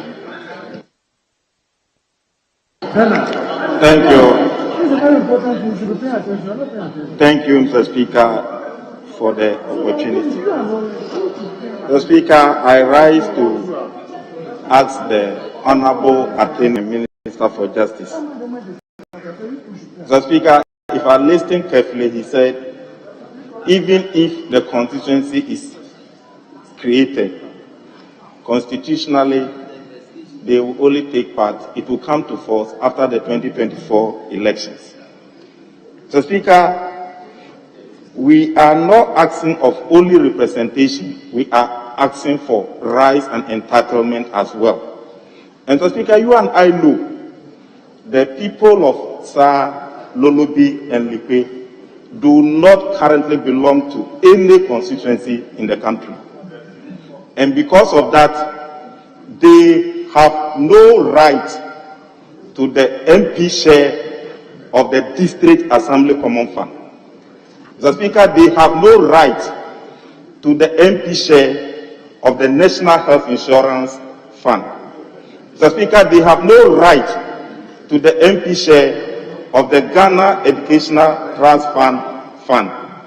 And Mr. Speaker, fourthly, they have no right to the MP share of the social intervention. Mr. Speaker, the question is, my constituency benefit, the Honorable Abi, your constituency benefit. Mr. Speaker, how will the people of Sa, Lolobi, and Lipe benefit from this, their constitutional right, which all the 275 constituencies are benefiting from? How will they benefit from this before 2025? Honorable Attorney General, are you keen on answering this question? Mr. Speaker, with all respect, I will attempt. Mr. Speaker, the point is that, as I indicated, CI 128, used for the conduct of the 2020 elections, has duly placed the SAL areas within the Poem constituency. Mr. Speaker, even on account of the constitutional anomaly, whose creation indicated was a result of this honorable house approving the passage of LI 2416, the SAR areas cannot vote. I clearly consider it to be a huge infraction on the part of a huge infraction that has been handed down to people. As Speaker, I take the view, and indeed I have expressed this view on numerous occasions. I expressed it in the case identificating the Supreme Court involving an honorable member of this House, Mr. Amewu, that indeed the way to go, as I maintain, is to annul the Guam election. Unfortunately, there is pending in the High Court a suit challenging the validity of the election of, and that suit, when determined, will clearly determine whether the position that I hold, that the Guam election should be annulled, is correct or not. And I think that we should actually ensure that the High Court speedily determines that suit, so that the SAL areas can exercise their franchise to elect a member of parliament who I think should be the member of parliament for Guam. Whether it's Mr. Kofi Adams at the next election or not, I'm not sure of. Thank you very much. Yes, yeah. Thank you very much, Mr. Speaker. Mr. Speaker, in an earlier answer to your question, the minister alluded to the fact that just around November 9th, there was an instrument that was ready to be laid by the Electoral Commission in this House to enable this new constituency to be created. But unfortunately, because of Parliament recess, that couldn't be done. What has prevented this same instrument from being laid all this while up to now 2022? Yes. Speaker, the answer is contained in my original answer, that when Parliament resumed sitting on 14 December 2020, there was still a lack of 21 sitting days before the next resolution of Parliament, which occurred on 6th January, midnight of 6th January 2020. Midnight of 6th January 2021, I'm sorry. So, Mr. Speaker, if the Honourable Member will reckon from 14 December up to 6th January 2021, there wasn't 21 sitting days, and that's why the instrument could not be laid. And I've indicated that now, as the instrument is ready, even if it is laid before the House, it can only come into force, the case of the constituency can only come into effect upon the next resolution of Parliament. But I think that the easier way is for the Buem election to be annulled, and then we can organize another election to include the sub areas. Thank you very much. Yes. Mr. Speaker, the Minister is very much aware from his own answer that he has provided that because of the correspondence between his office and the Attorney General's office, and that delayed the possible laying of the instrument. Now he's talking about January 2021. To date, we have gone more than 14 months, and yet the instrument has still not been laid.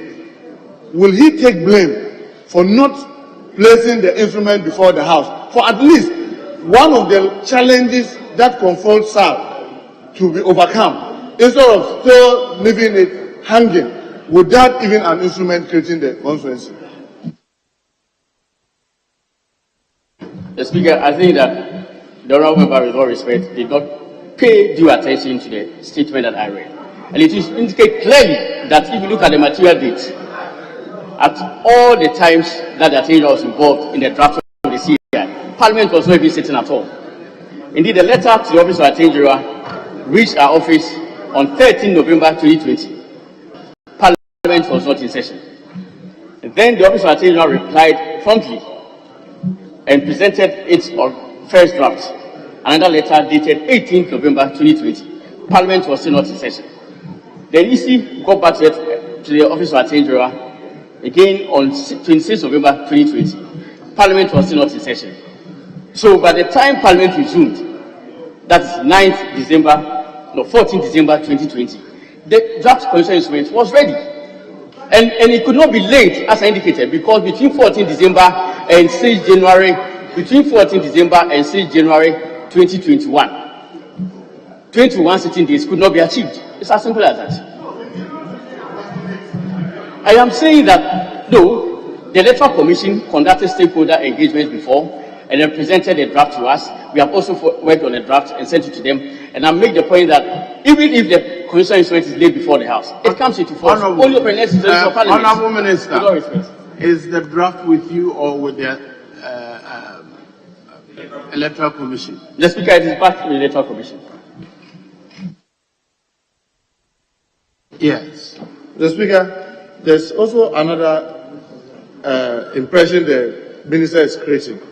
The Speaker, with the greatest respect, I was in this House when we created additional constituencies, and we needed to realign a number of constituencies to create the additional 45 constituencies. It didn't lead to the cancellation or annulment of any existing constituency. Those boundaries were redemarcated to take effect in the next election. Why is he creating the impression that the only way is to now annul Buem and probably redo the election of Buem, when it can be done concurrently once the MP is still here, like we've always done when we realign our constituencies from 230 to 275. Each time we did that, we had to annul the existing constituency boundaries to create new ones without necessarily closing or, getting the MPs re-elected. Why is he creating the impression now that the only way to do the realignment is to call for another election in Buem? Yes. The Speaker, with all respect, the answer is quite simple. Because there's two scenarios you created are different. They are different in the sense that whenever this honorable house gives effect to the enactment of a constitutional instrument to realign the boundaries of a region, all the areas within the newly created constituencies would already be represented. They would already be represented by a member of parliament of an existing constituency. In this situation, you find SAR not having been accorded the right to elect a member of parliament in any constituency at all. It is not in doubt that the member of parliament for Buem does not represent the SAR areas, even though the SAR areas have been placed under the speaker. So the situations are different. And I made the point that indeed the reason why we may have to annul the Buem constituency election is to ensure that the SAR areas are given the right of representation now. Apart from that, there's no law which actually places Buem within the constituency. It is only CI 128 which places SAR, it's only CI 128 which places SAR within the Buem constituency. There's no other law which places SAR within the constituency at all.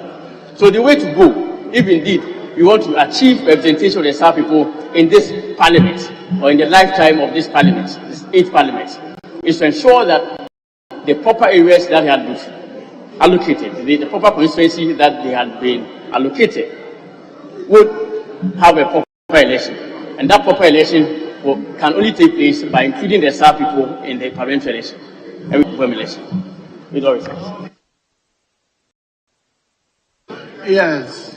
The Speaker, the current instrument for Buem, I heard the minister says currently included the SAR, except that the Electoral Commission move ahead to say that they shouldn't vote in the parliamentary but vote in the presidential. So we are talking about the same thing, meaning that so far as we are concerned, the instrument is concerned, they are in Buem. It's only that Electoral Commission gave them an information that they shouldn't vote parliamentary, should only vote presidential.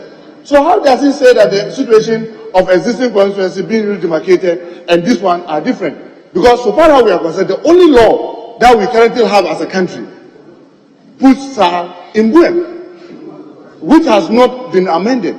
So you cannot say that to redemarcate them out of Buem will require an alignment to annul the Buem constituency and go for whether a by-election or an election. Because it's similar. Because so far as the instrument we currently have is concerned, they are in Buem. Unless the ministers, I didn't hear your answer to a question earlier, right? The Speaker, with all respect, and indeed he is right, he did not hear my answer very well. If I had earlier stated clearly here that it will involve 2 steps. And the 2 steps is because now the SAR areas are within another district, one district. And therefore, no constituency, now they are not represented. Otherwise, Mr. Kofi Adams will not ask this question. Mr. Speaker, and the point is that if indeed there's just an annulment of Buem election for the election to take place and for the member of parliament for Buem to represent the SAR areas, it will still create the constitutional anomaly of having a member of parliament to represent 2 districts at the same time. And I'm saying that within the terms of Article 242, paragraph B, it is an anomaly. And for that matter, there must be 2 steps. The first step will be to revoke LI 2416, creating the Guan district. Second step, the election of a member of parliament conducted in December 2020 for the Buem constituency, and for everybody, including the SAR areas, to participate in that election. SAR does not fall within Hohoi at all. Hohoi had electoral areas not including SAR, carved out clearly by CI 128. So the controversy about Hohoi was non-existent at all, with all respect. Yes. Speaker, my very last question is to the minister. When should this House expect the instrument to be laid to enable us jump at least the first leg of the problem? Yes. Yeah, the Speaker, the Electoral Commission, as I indicated, has a constitutional instrument, and indeed will collaborate with them to ensure that it is duly brought before this Honourable House. But if the Honourable Minority Chief Whip is actually desirous of ensuring representation of the SAR people in this Parliament, then the solution is as simple as I indicated. Take take the 2 steps, and it will culminate in an annulment of the election. So many times. Thank you very much. Yes. Thank you, Mr. Speaker. Mr. Speaker, I want to find out from the minister, what is the best way for the good people of SAL to be represented in the 8th Parliament? Leader, he has mentioned that on so many occasions. I think so. Thank you, Honorable Minister, for attending upon the House to answer the question. You're discharged. That brings us, when I come to leadership, I don't go back. That is not the practice. That is not the practice. Once you come to leadership, you don't go back. Please. Yes. That brings us to the end of question time. Move to, with your leave, Mr. Speaker, if we can vary the order of business and jump item 7 and come to 8, presentation of papers on page 28. Yes, the Speaker has discharged. Item number 45. Page 28, item number 45. Wait. Presentation of papers. There are item 8. But where is the page 28? Mr. Speaker, at the commencement of public business, 8, presentation of papers, Yes. page 28, item 45, motion. Yes, the Honorable Minister has been discharged from answering questions. So you may kindly, Honorable Attorney General, you may leave that seat and come back.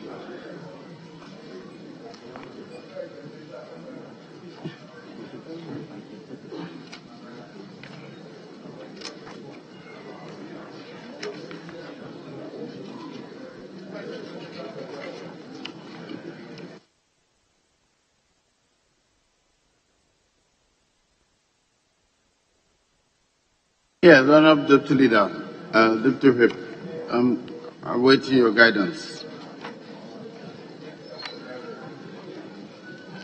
Are you referring to item 45, motion? So we're not dealing with presentation of papers. Yes, Honorable Minority Chief Whip is applying that we move to item 45. Move a motion. Are you?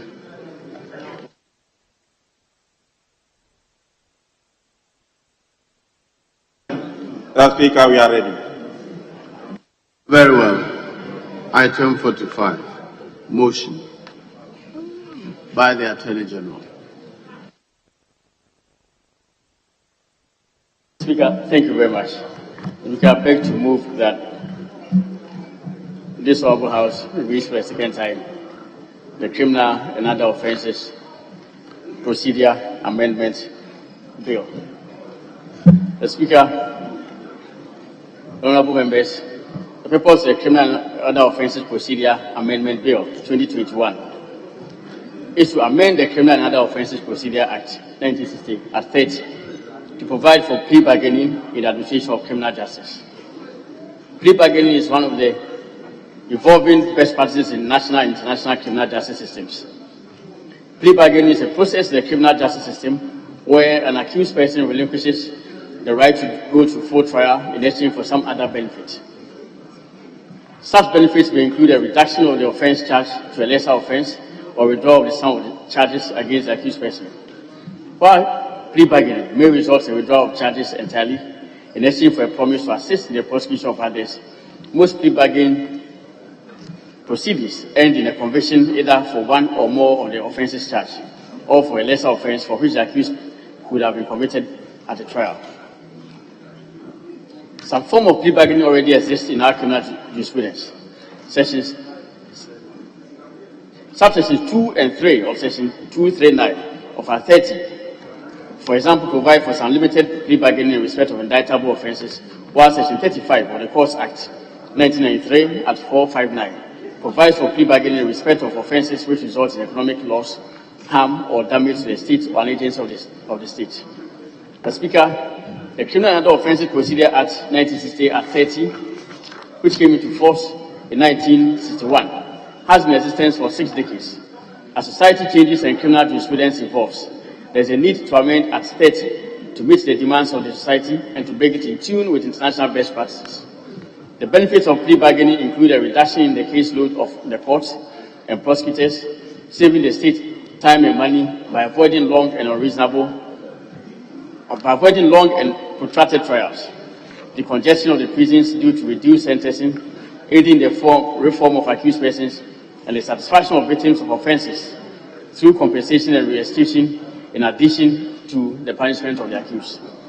The object of the bill, therefore, is to amend the Criminal and Other Offences Procedure Act 1960 at 30 to specifically recognize plea bargaining to be applicable to all offences except the offences of treason and high treason. The bill also excludes from plea bargaining the offences of rape, defilement, genocide, robbery, kidnapping, murder, attempted murder, abduction, piracy, hijacking, and an offence related to public relations. The exclusion of treason and high treason from plea bargaining is in consonance with Clause 3 of Article 140 of the 1992 Constitution, which prevents the court from convicting a person being tried for treason or high treason for any offence other than treason or high treason. In respect of all other cases, the discretion is given to the prosecutor and the supervision of the Attorney General to decide whether, having regard to the circumstances of the case, it is just and fair to plea bargain. The court is also given the power to supervise plea bargain agreements by rejecting agreements that do not meet the ends of justice. In this way, prosecutors and judges are able to consider each case on its own merit. So, Speaker, in order to prevent abuse of the plea bargaining process, the Attorney General is empowered under the bill to authorize a prosecutor or class of prosecutors to conduct plea bargaining. Further, a prosecutor who is not an officer of the Office of the Attorney General is not to conclude plea bargaining agreements without the consent of the Attorney General. These administrative checks and balances are meant to safeguard against abuses. Another check against the abuse of the plea bargaining process under the bill is a requirement that the prosecutor explains the processes and the rights of the accused person to the accused person at the commencement of the plea negotiations, as most accused persons are usually not represented by counsel. To ensure that accused persons make an informed decision in plea bargaining and in accordance with the decision of the Supreme Court in the case of Republic versus Eugene Bafuboni and others, unreported, dated 7 June 2018. The bill requires prosecutors to make disclosures before plea agreements are concluded. The Speaker, under the bill, either party may withdraw from the agreement at any time before the agreement is accepted by the court, and the accused person may further withdraw even after the acceptance but before sentencing. Since a judgment arising from a plea agreement constitutes a compromise judgment, the bill restricts the right of appeal against such judgment. However, a judgment arising from a plea agreement may be set aside on grounds of fraud, misrepresentation, or breach of the rules of natural justice. To ensure the integrity of the process and ensure that the parties negotiate frankly and fairly, the bill prevents a prosecutor from using statements made by the accused in plea bargaining agreement for any other purpose. However, the plea agreement may be used when applying to set aside the judgment or when trying the accused person for perjury if the accused person commits the offence of perjury in the process of plea bargaining. Finally, the bill empowers the Rules of Court Committee to make further rules to regulate the procedure for plea bargaining in accordance with Clause 2 of Article 157 of the Constitution. The Attorney General is also empowered under the bill to issue guidelines for the administration of plea bargaining, especially for the guidance of prosecutors. Mr. Speaker, honourable members of the House, it is my expectation that the House will assist in attaining the objectives of the bill by facilitating its passage. Thank you very much. Yes, Chairman of the Committee. Mr. Speaker, thank you very much. I rise to support the motion ably moved by the learned Attorney General. And in doing so, Mr. Speaker, I present, Mr. Speaker, your report of the committee to the House. Mr. Speaker, because the learned Attorney General had already canvassed on the principles of the bill, I would touch on few parts of the report and then conclude on the report. And I pray that the Hansard department would capture the report in its entirety. Mr. Speaker, our observations as a committee are not different from what the learned Attorney General had already told the House. We were convinced during the consideration stage that the bill, if passed into law, would actually decongest our prisons and will give confidence also to people that are to go through prosecutions and whatnot. It came out that through this we may even get people who would actually agree with the prosecution to actually unravel a lot of criminal offenses, especially organized crime.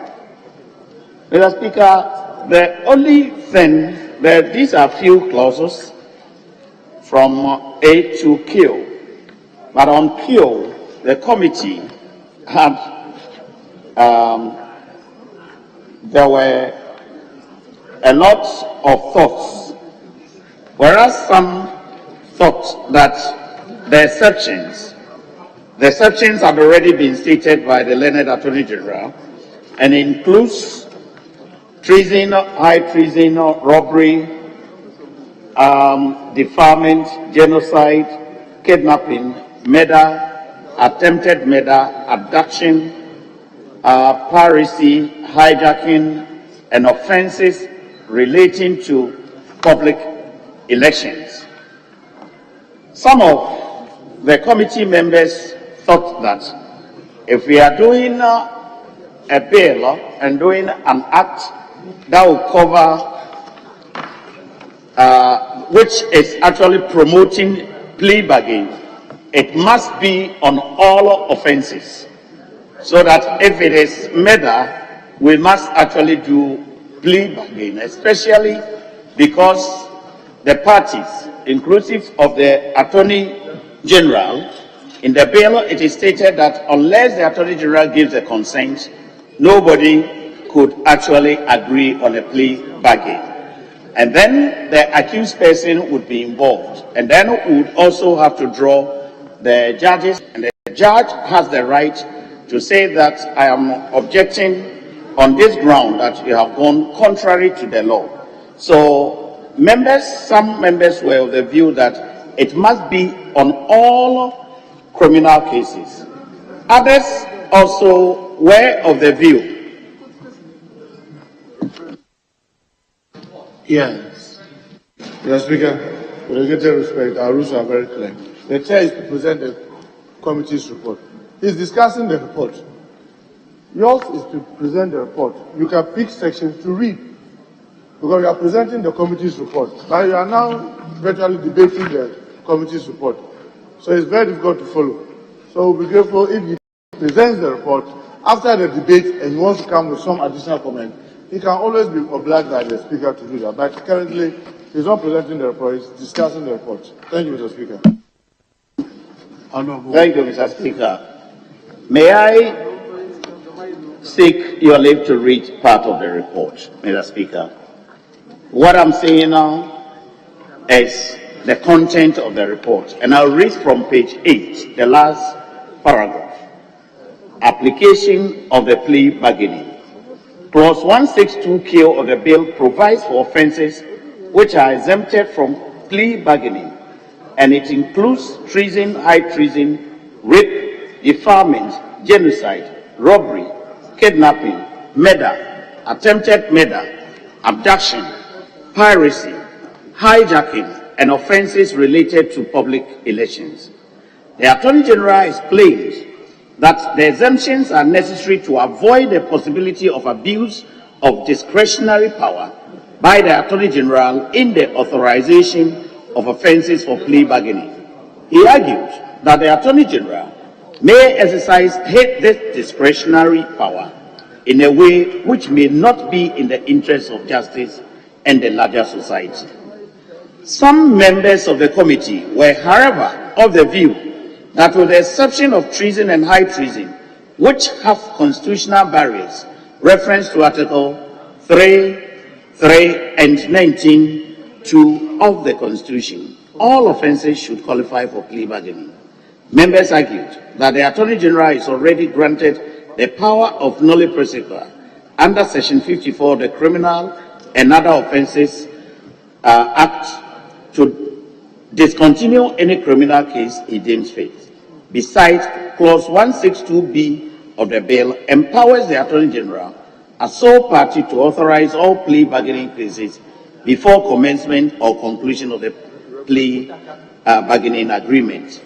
In addition, Clause 162H of the bill provides another layer for the court to reject the plea agreement when the court finds that the plea agreement entered into has no factual basis. Further, the prosecutor is mandated under Clause 162E, 1V, and VI to take the interests of the community and interests of justice into consideration as part of the plea agreement process. Now, the conclusion, Speaker. The committee finds the bill as a crucial legislative measure towards the reformation agenda of Ghana's justice delivery system. The bill, when passed into law, has the potential to contribute immensely to the efforts of decongesting Ghana's prisons, reduce caseloads on the courts and prosecutors, and save the state time and other resources by avoiding long and protracted trials. The committee accordingly recommends to the House to adopt this report and pass the Criminal and Other Offences Procedure Amendment Bill 2021 into law in accordance with Article 106 of the 1992 Constitution, subject to the amendments proposed by the committee attached as Appendix A. Mr. Speaker, thank you. Yes, Honourable Ranking Member. Mr. Speaker, thank you very much for the opportunity to contribute to the second reading of the Criminal and Other Offences Procedure Amendment Bill 2021, otherwise popularly referred to as the Plea Bargaining Bill. Mr. Speaker, the purpose of the bill under reference is to amend the Criminal and Other Offences Procedure Act 1960, Act 30, to provide for plea bargaining. Mr. Speaker, the national and international criminal justice system have undergone several changes. Mr. Speaker, the national and international criminal justice system have undergone several changes after coming into force of Act 30 over 60 years ago. Mr. Speaker, law, they say, is a communicative action. Law is an instrument of social engineering. Law must be in aid of development. And law is very dynamic and must adjust to changes in society. Mr. Speaker, it is for this reason that the introduction of the plea bargaining fully into our criminal jurisprudence is very important. And I believe strongly, if the bill is passed into law, this country will derive a lot of benefit from the plea bargaining. Mr. Speaker, what then is the plea bargaining? Plea bargaining is a process in a criminal justice system where an accused person relinquishes his right to go through a protracted trial, to have the obligation placed squarely on the prosecution to be discharged up to a standard of beyond reasonable doubt, to plead guilty to the charge for some other benefits. Mr. Speaker, what then are the benefits of a plea bargaining to the accused person and to the victim of the crime? Mr. Speaker, a plea bargaining can lead to a reduction in the offense charge or a withdrawal of some offenses against the accused person. It can also lead to a reduction in the sentence supposed to be given to the accused person. It goes a long way to give some benefit to the victim of the crime by way of allowing compensation to be paid to victims of a crime. Mr. Speaker, a plea bargaining would reduce the workload of the courts in criminal matters as well as the workload on the prosecution. Because once the person has taken advantage of the plea bargaining and has pleaded guilty, if the plea bargaining is accepted by the court, there will virtually be no need to go through a protracted trial in establishing the guilt of the accused person beyond reasonable doubt. Mr. Speaker, in view of this advantage, a plea bargaining is practiced both in civil and common law jurisdictions. So Ghana being a common law jurisdiction, there is the need to also be up to the international standard in practicing a plea bargaining.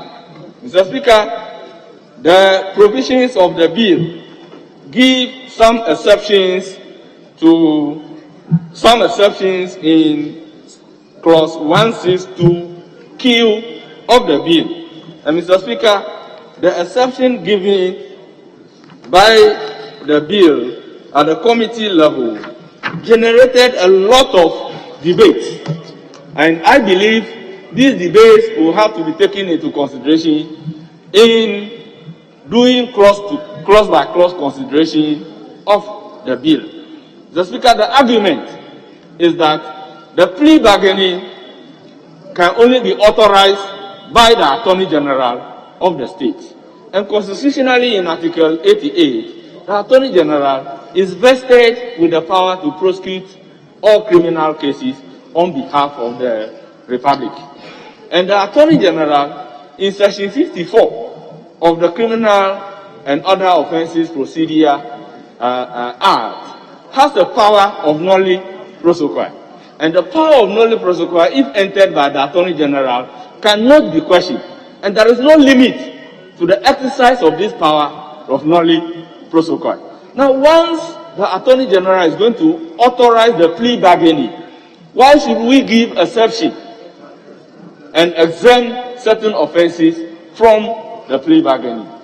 We, however, agree to the fact that if the punishment for the offense charge is death, then it must not go through a plea bargaining. Because in those punishments, if the accused person pleads guilty to the charge, the court will definitely make sure the accused is defended by a lawyer, and it is taken through the procedure in establishing the guilt of the accused person, though the accused has pleaded guilty.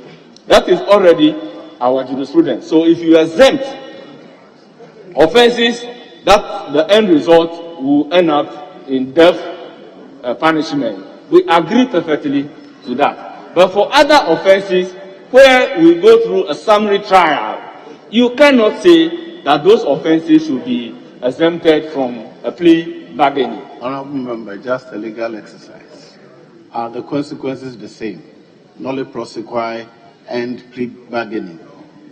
If it's a nolli prosequi, it's the Attorney General who is deciding that I will not continue. Yes. He can still come back anytime. Yes.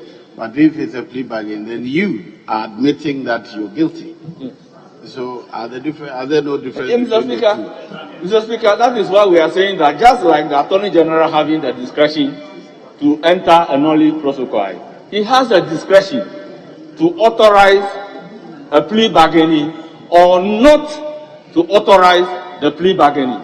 So if it is an offense that the Attorney General deem it fit not to authorize the plea bargaining, is at the discretion of the Attorney General, just as the nolli prosequi, irrespective of the discretion lies in the Attorney General. And this bill is giving the discretion to the Attorney General.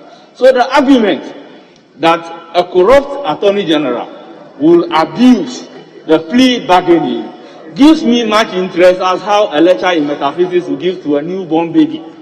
Because if the Attorney General can abuse the plea bargaining, then equally that corrupt Attorney General can also abuse the nolle prosequi power given under Section 54, the Criminal and Other Offences Act. Mr. Speaker, for this reason, we need to look at the exception critically and then determine whether the benefit associated with the plea bargaining for those offences, they should be denied. Mr. Speaker, one of the reasons for the plea bargaining is that it allowed the prosecution to get one of the accused person to assist the prosecution in getting other offenders. So for an offense involving a lot of people, if for those offenses the prosecution cannot use one person through the plea bargaining process in order to get to the other offenders, then, Mr. Speaker, what are we doing? An offense for hijacking, for instance, it may involve a lot of people, and it's difficult establishing it against the accused person. But if the prosecution can be successful in grounding conviction for all those who are involved, using one of them through the plea bargaining process, we are achieving a significant gain rather than closing the door completely of the plea bargaining. Mr. Speaker, let's look at the offenses involving defilement. For instance, defilement may involve male and a female below the age of 15 years, for instance.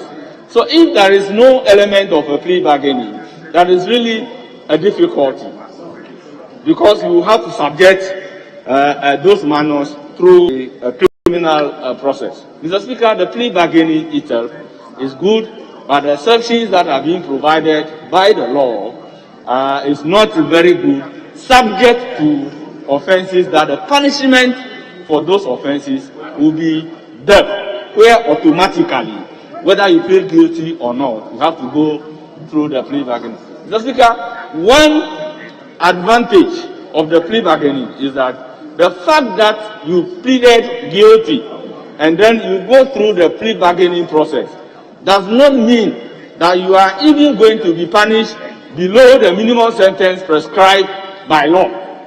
It's just a mitigating factor. Now, this law gives the judge the discretion to say that based on the terms of the plea bargaining agreement, the court is not accepting the plea bargaining agreement. So there are a lot of control measures on the plea bargaining. The judge is there, the Attorney General is also there, the victim of the crime may be consulted in the plea bargaining, the prosecution as well as the accused person. So we are not in favor of all the exceptions being created under the law. And I believe strongly when we come to the clause-by-clause consideration, we will revert to this particular argument and carry the House along in agreeing that for a lot of exceptions provided here, it is needless. Mr. Speaker, with these few words, I support the motion and I urge the House to adopt the committee's report and then pass the bill into law so that we can derive the benefit associated with it in line with the international practice. Thank you for the opportunity. Yes, Honorable Abuakwasa, yes. Right, Honorable Speaker, I think a lot has been said about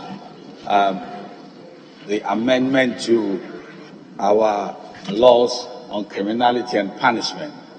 And I wouldn't want to be monotonous in trying to say what has already been said. But I am very happy and elated for one simple reason, that the laws which have governed punishment and then sentencing and the rest of them, I mean, have been in our law books for a long time.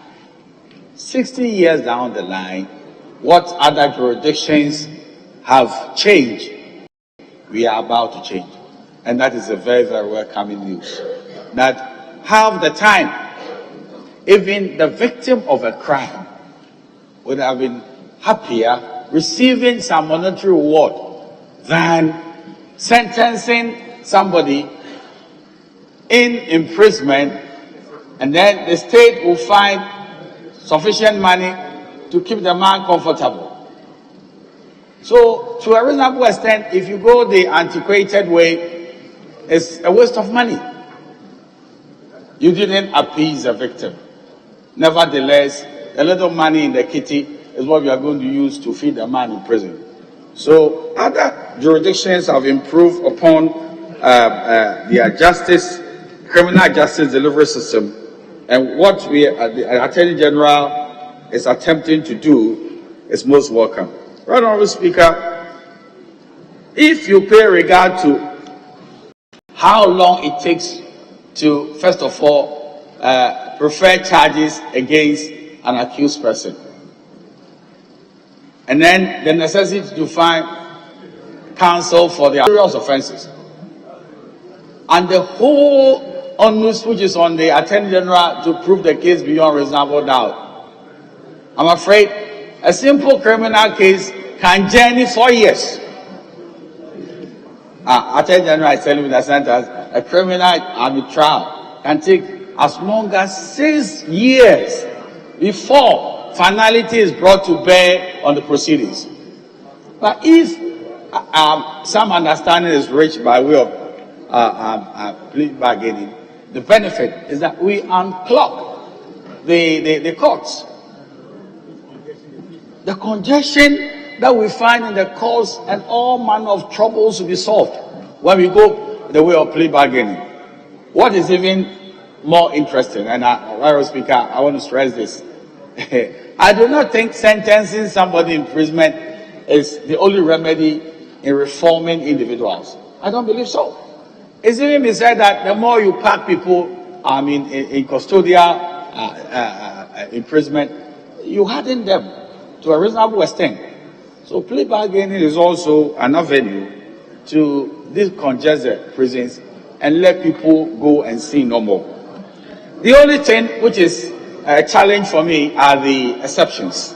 Honorable Speaker, the report is very clear, and I don't know those constitutional barriers, but if I may attempt to read page number 7 of the committee's report. It is often said that justice delayed is justice denied. Good. And that is a fact. Consequently, expanding the scope of application of plea bargaining to cover almost all offenses except those with constitutional barriers, such as treason, high treason, and other offenses including murder, piracy, hijacking, is expected to go a long way in speeding up trial of cases, providing cheap but effective means of adjudication, reduction in backlog of cases in courts, facilitate the rehabilitation of offenders, and the decongestion in our prisons.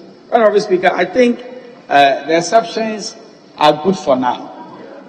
As a matter of fact, sometimes you introduce some innovations in the justice delivery system so that you prepare the minds of others that, look, somebody has just raped a lady, and through some funny arrangement, some people will say the person is now he's not going to go to prison, but he's out, and the lady is compensated. With time, people will come to appreciate that it should be so for all offenses as pertains to other jurisdictions. But when we go in that graduation, that sensitivity, people come and appreciate that it doesn't pay off to go the old ways. Honorable Speaker, this is a very important introduction in our jurisprudence, and I am very, very excited that we've come this far. It seems to me that the amendments are not many and overloaded, and we should be able to speed it up so that we take the benefit of plea bargaining, which is also an international best practice. I'm grateful to you, Honorable Speaker, for this opportunity. Mr. Speaker, I thank you for the opportunity to contribute to the motion in respect of the Criminal and Other Offences Procedure Amendment Bill, otherwise known as the Plea Bargaining Bill. Mr. Speaker, a lot has been said about the benefits of plea bargaining to the dispensation of criminal justice in our country. Mr. Speaker, some of the benefits highlighted includes the reduction in caseloads at the courts and on prosecutors, thereby saving time and resources for the state.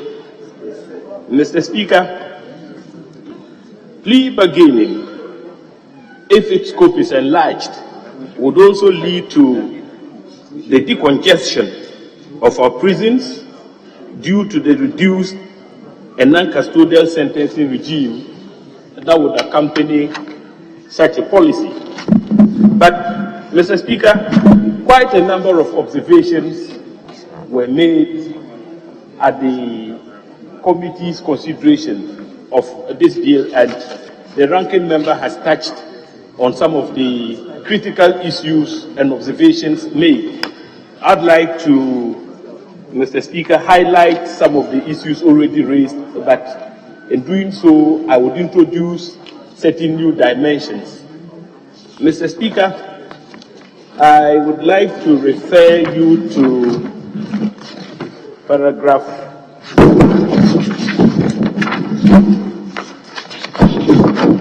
the observations, paragraphs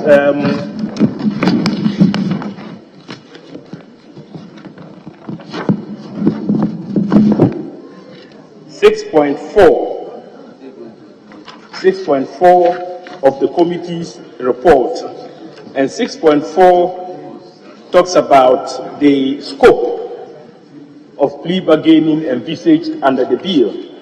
Mr. Speaker, what the committee observed was the attempt to exclude quite a number of offences from the scope of plea bargaining, apart from the constitutional barriers already introduced, such as treason and high treason. Now, the ranking member has already made the point that the Attorney General's response for justifying the exceptions was that he had fears that if the exceptions are not created, there's a likelihood that an Attorney General could abuse his discretionary power. Mr. Speaker, I find that problematic for an Attorney General to argue that when power is vested in him or her, that office could abuse the discretionary power vested in him. And the ranking member rightly made the point that if you look at Article 88 of our Constitution, the power to enter nolle prosequi is discretionary. It is vested in the Attorney General. The framers of the Constitution did not at any point contemplate that an Attorney General, the principal legal advisor to government, would abuse his discretionary power or authority. But, Mr. Speaker, is that not the reason why the Constitution itself expressly provides for the parameters within which discretionary power in all forms would be exercised? So Article 296 is so clear that whenever discretionary power is vested in a public officer, the said officer must exercise the discretionary power in a very fair and candid manner. Article 296 also talks about the exercise of the power in a manner that is not capricious, whimsical, etc., etc. And so, Mr. Speaker, the parameters have already been provided for. Therefore, the fears entertained by the Attorney General that when we invest additional discretionary powers in him, just as the Constitution vests the power to enter nolli prosequi in him, he is likely to abuse that power. It's untenable in the face of Article 296, because the Attorney General swears an oath to uphold the Constitution and all the laws of the Republic to which he or she would serve as the principal legal officer of our state. So, Mr. Speaker, if the intendment for introducing this bill was to enlarge the scope of plea bargaining, because plea bargaining is not new to our criminal jurisprudence, let us be bold and enlarge the scope properly to include all other offenses apart from those offenses exempted under the Constitution itself. Mr. Speaker, I also have a strong view that any attempt to exclude the offenses that have been provided for under the bill, such as rape, murder, defilement, piracy, genocide, etc., would even be discriminatory. And Mr. Speaker, I say this against the backdrop of recent Supreme Court decisions relative to similar matters that came before it, Martin Bebu versus the Republic, in relation to bail under Section 96 of the Criminal and Other Offences Act. Mr. Speaker, the Supreme Court was very clear prior to the ruling in Martin Bebu's decision. Kindly hold on. Yes. Oh, why? Are you on the point of order? Right, Speaker, I want to be guided. My colleague says that he has a strong feeling, and I was wondering whether in this house, sorry? Oh no, it's a strong feelings. Sorry. I wanted to find out from Right Speaker whether in this house we should be moved by feelings or our thinking. Some people's feelings infuse their thinking. Yeah. Yes, Honorable Member, continue.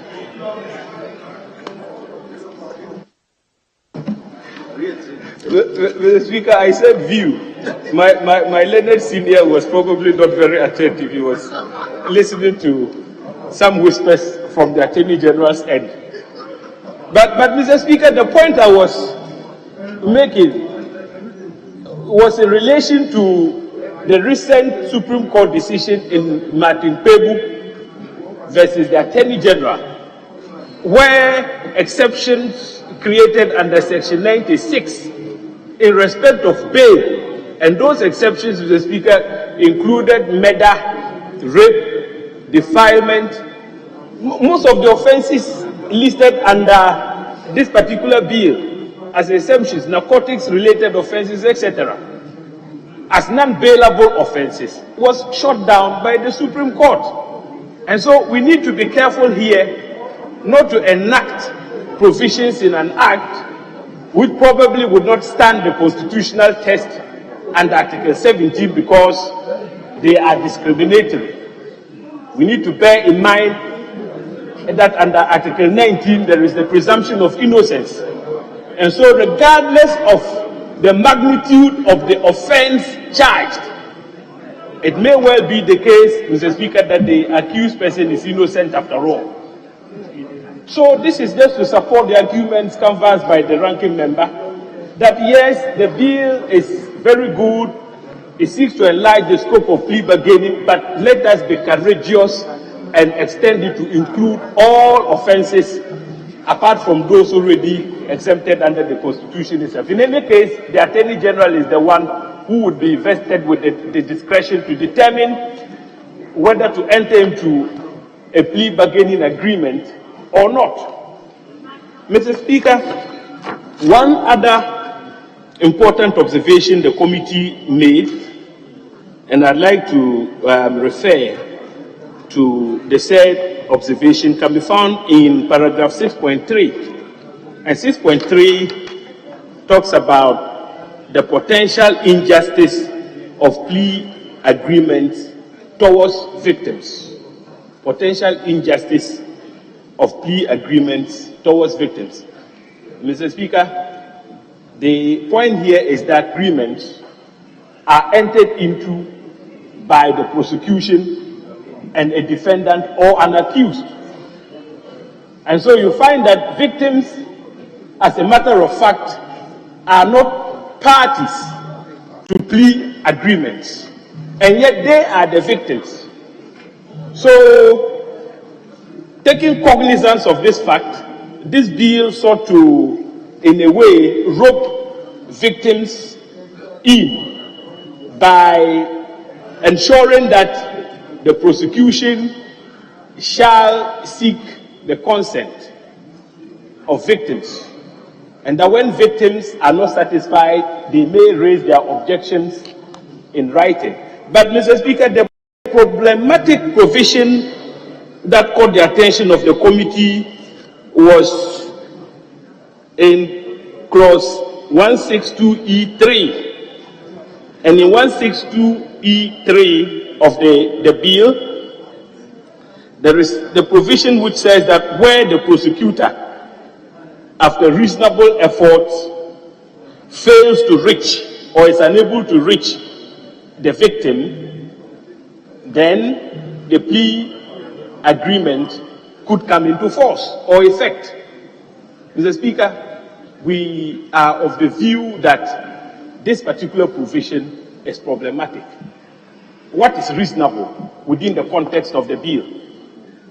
How can it be said that a prosecutor who, for all intents and purposes, may have the victim as his witness, key witness, material witness, would all of a sudden not be able to reach the said victim for purposes of striking a plea bargaining agreement? I mean, it is simply not conceivable in the circumstances. And so we thought that that problem area that needs to be resolved, we must take into full account the circumstances of victims. In my personal view, where a victim expresses dissatisfaction about a plea bargaining arrangement, the entire process should even fail.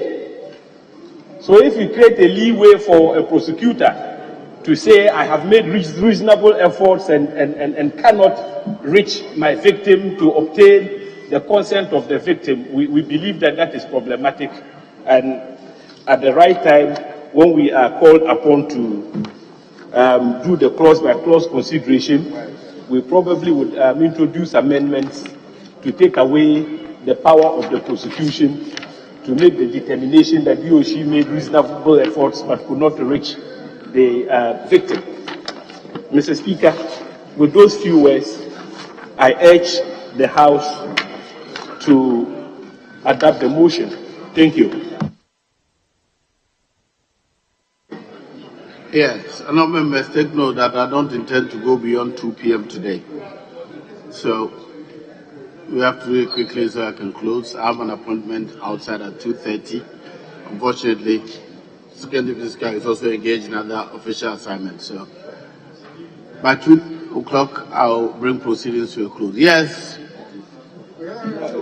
Thank you, Mr. Speaker, for the opportunity to contribute to the debate on the amendment proposed on the Criminal and Other Offences Procedure Bill. At 30,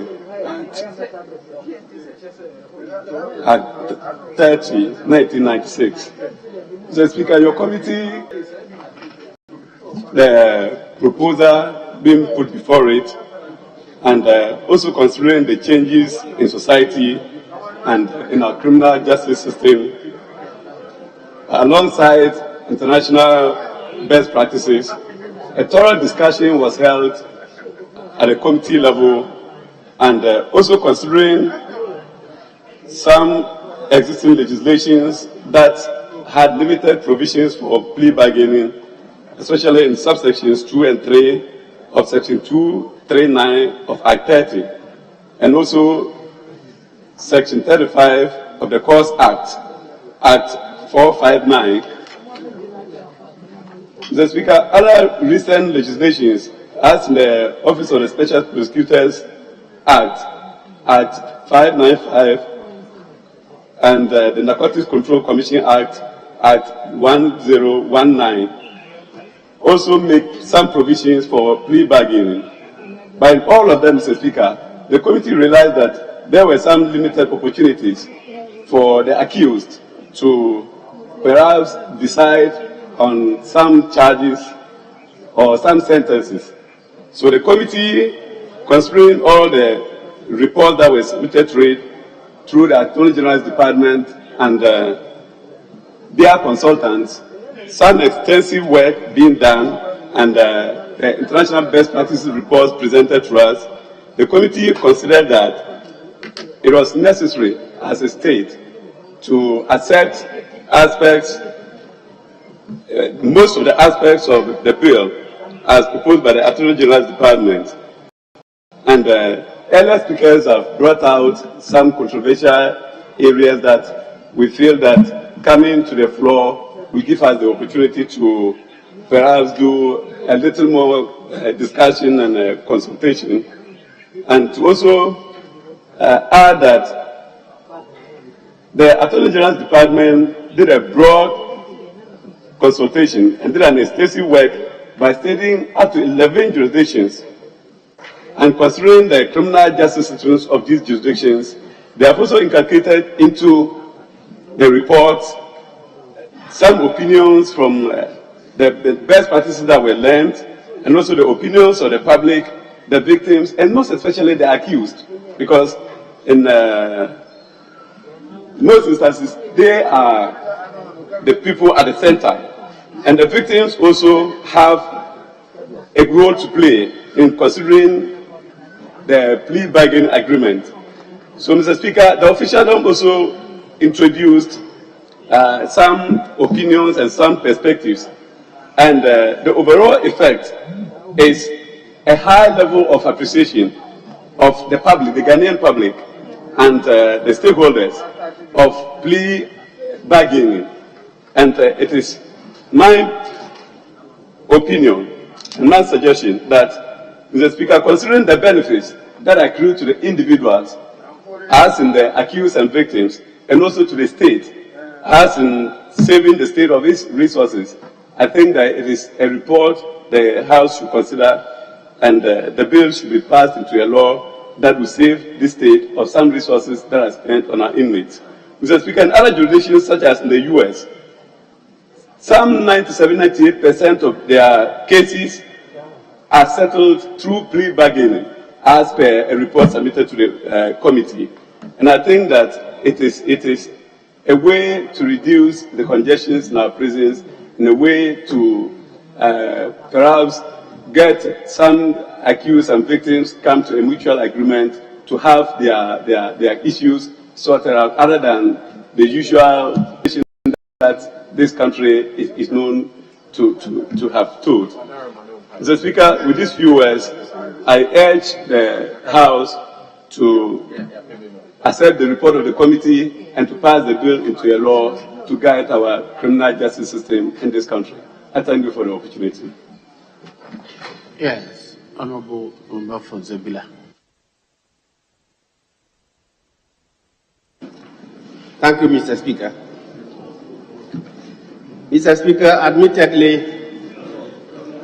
many good laws have been passed by various parliaments, and they are in our statute books. Our challenge has been one of implementation. It is my prayer that when this law is passed at the end of the day, it will not suffer the same fate. Mr. Speaker, plea bargaining is not a new phenomenon in Ghana. In fact, as far back as 1973-76, when I was a law student in the law faculty in the University of Ghana, the issue of plea bargaining came to the fore. And that was when Dr. I.L. Ohenejan, a Sunyani-based legal practitioner, was charged with murder that he had murdered or killed his house help. And during the course of the trial, the lawyers for the accused person decided to invoke the provisions on plea bargaining to plead guilty to manslaughter rather than to the murder that he was being tried. And that brought a lot of hullabaloo in the country. People did not understand why somebody is charged with murder and can, at the end of the day, stand trial for manslaughter, which is a lesser offense. So that is a major challenge of plea bargaining that we are going to witness in this country. Speaker, when we met at the committee, we had a good number of resource persons from the judiciary, from the U.S. Embassy, and then from other civil society organizations. And we did a lot of brainstorming. And then we were able to identify the good side of plea bargaining and the challenges associated with plea bargaining.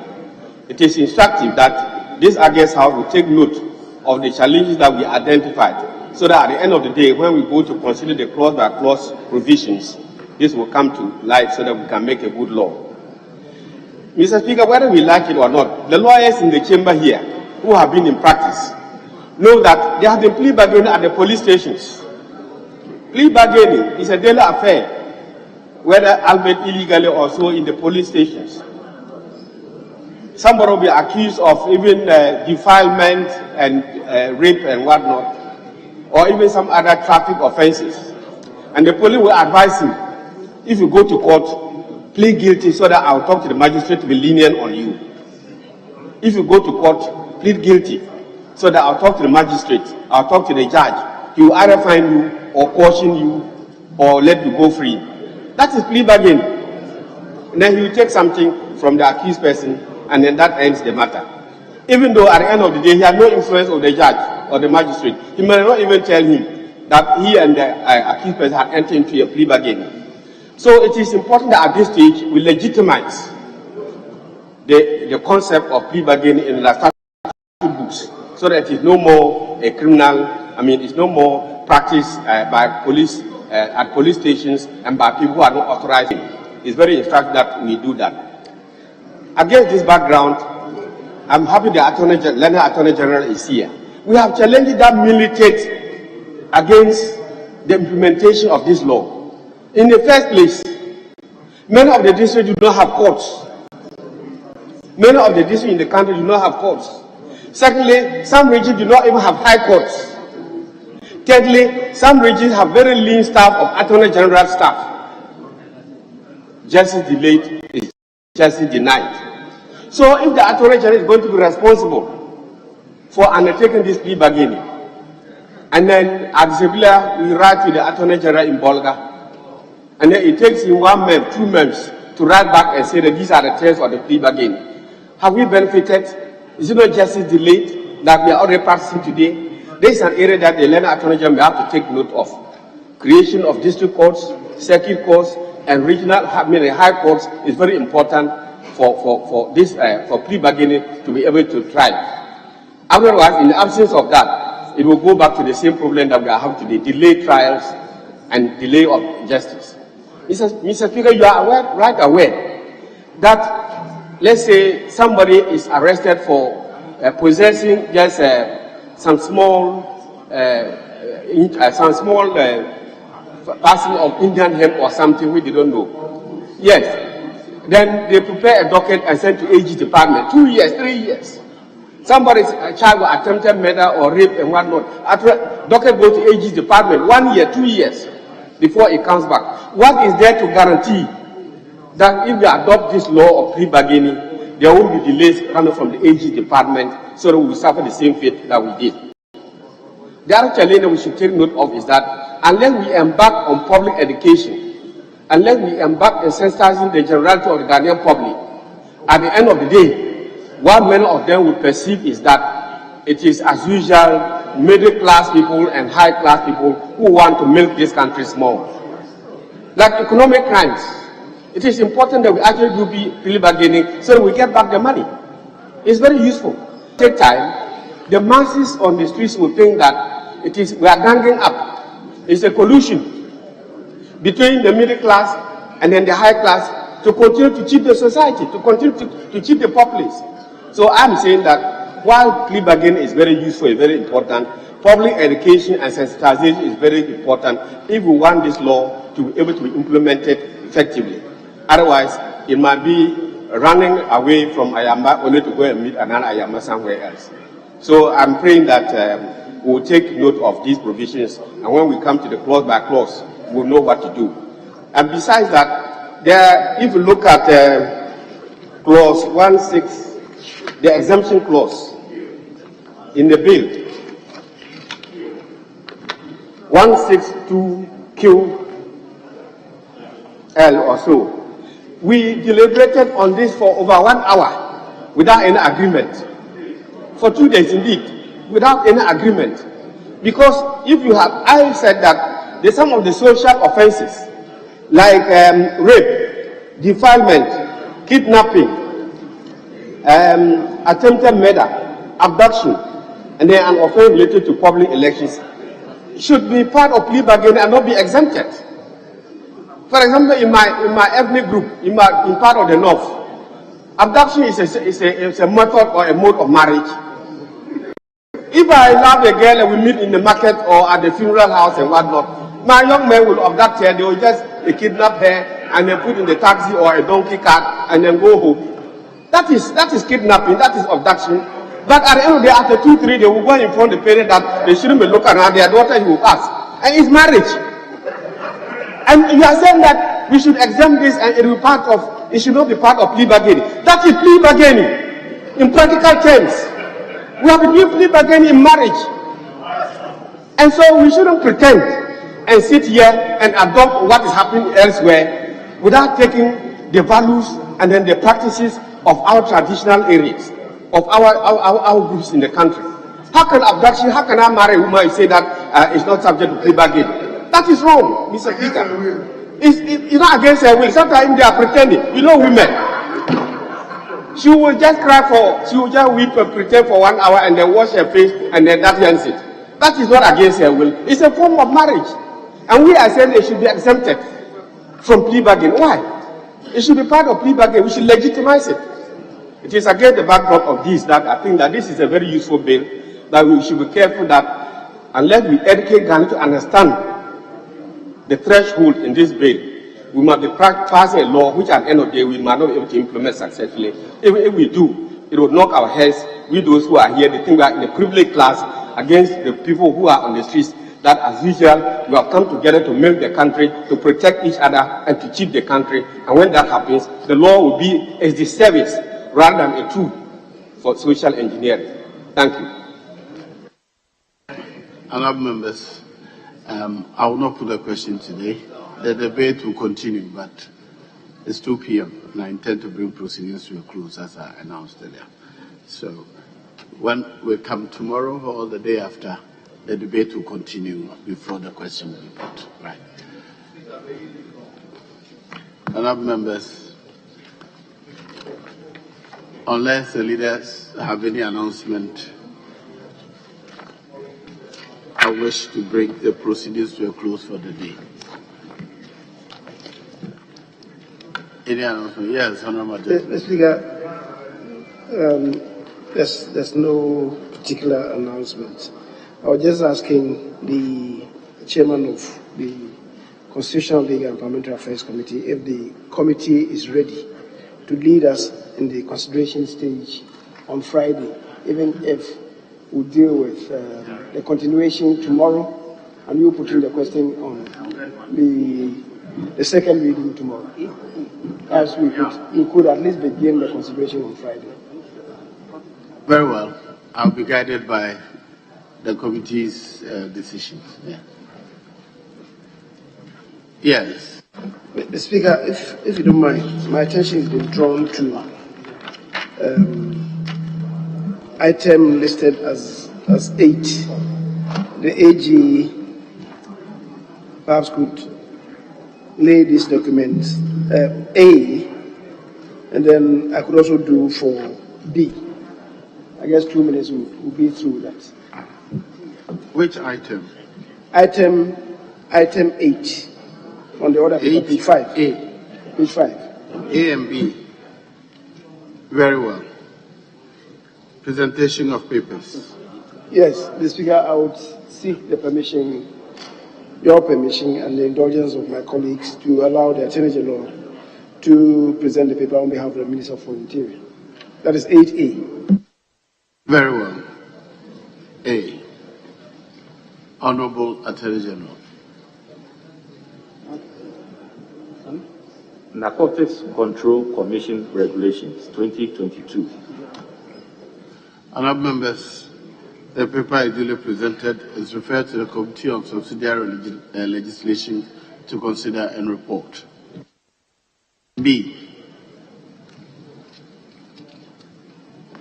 Report of the Bank of Ghana on the conduct of monetary policy, macroeconomics review, and banking sector development for the period January to December 2021. The paper is duly presented is referred to the Committee on Finance to consider and report. Now, honorable members, the House is adjourned till Thursday, March 10th, 2022 at 10 o'clock in the forenoon.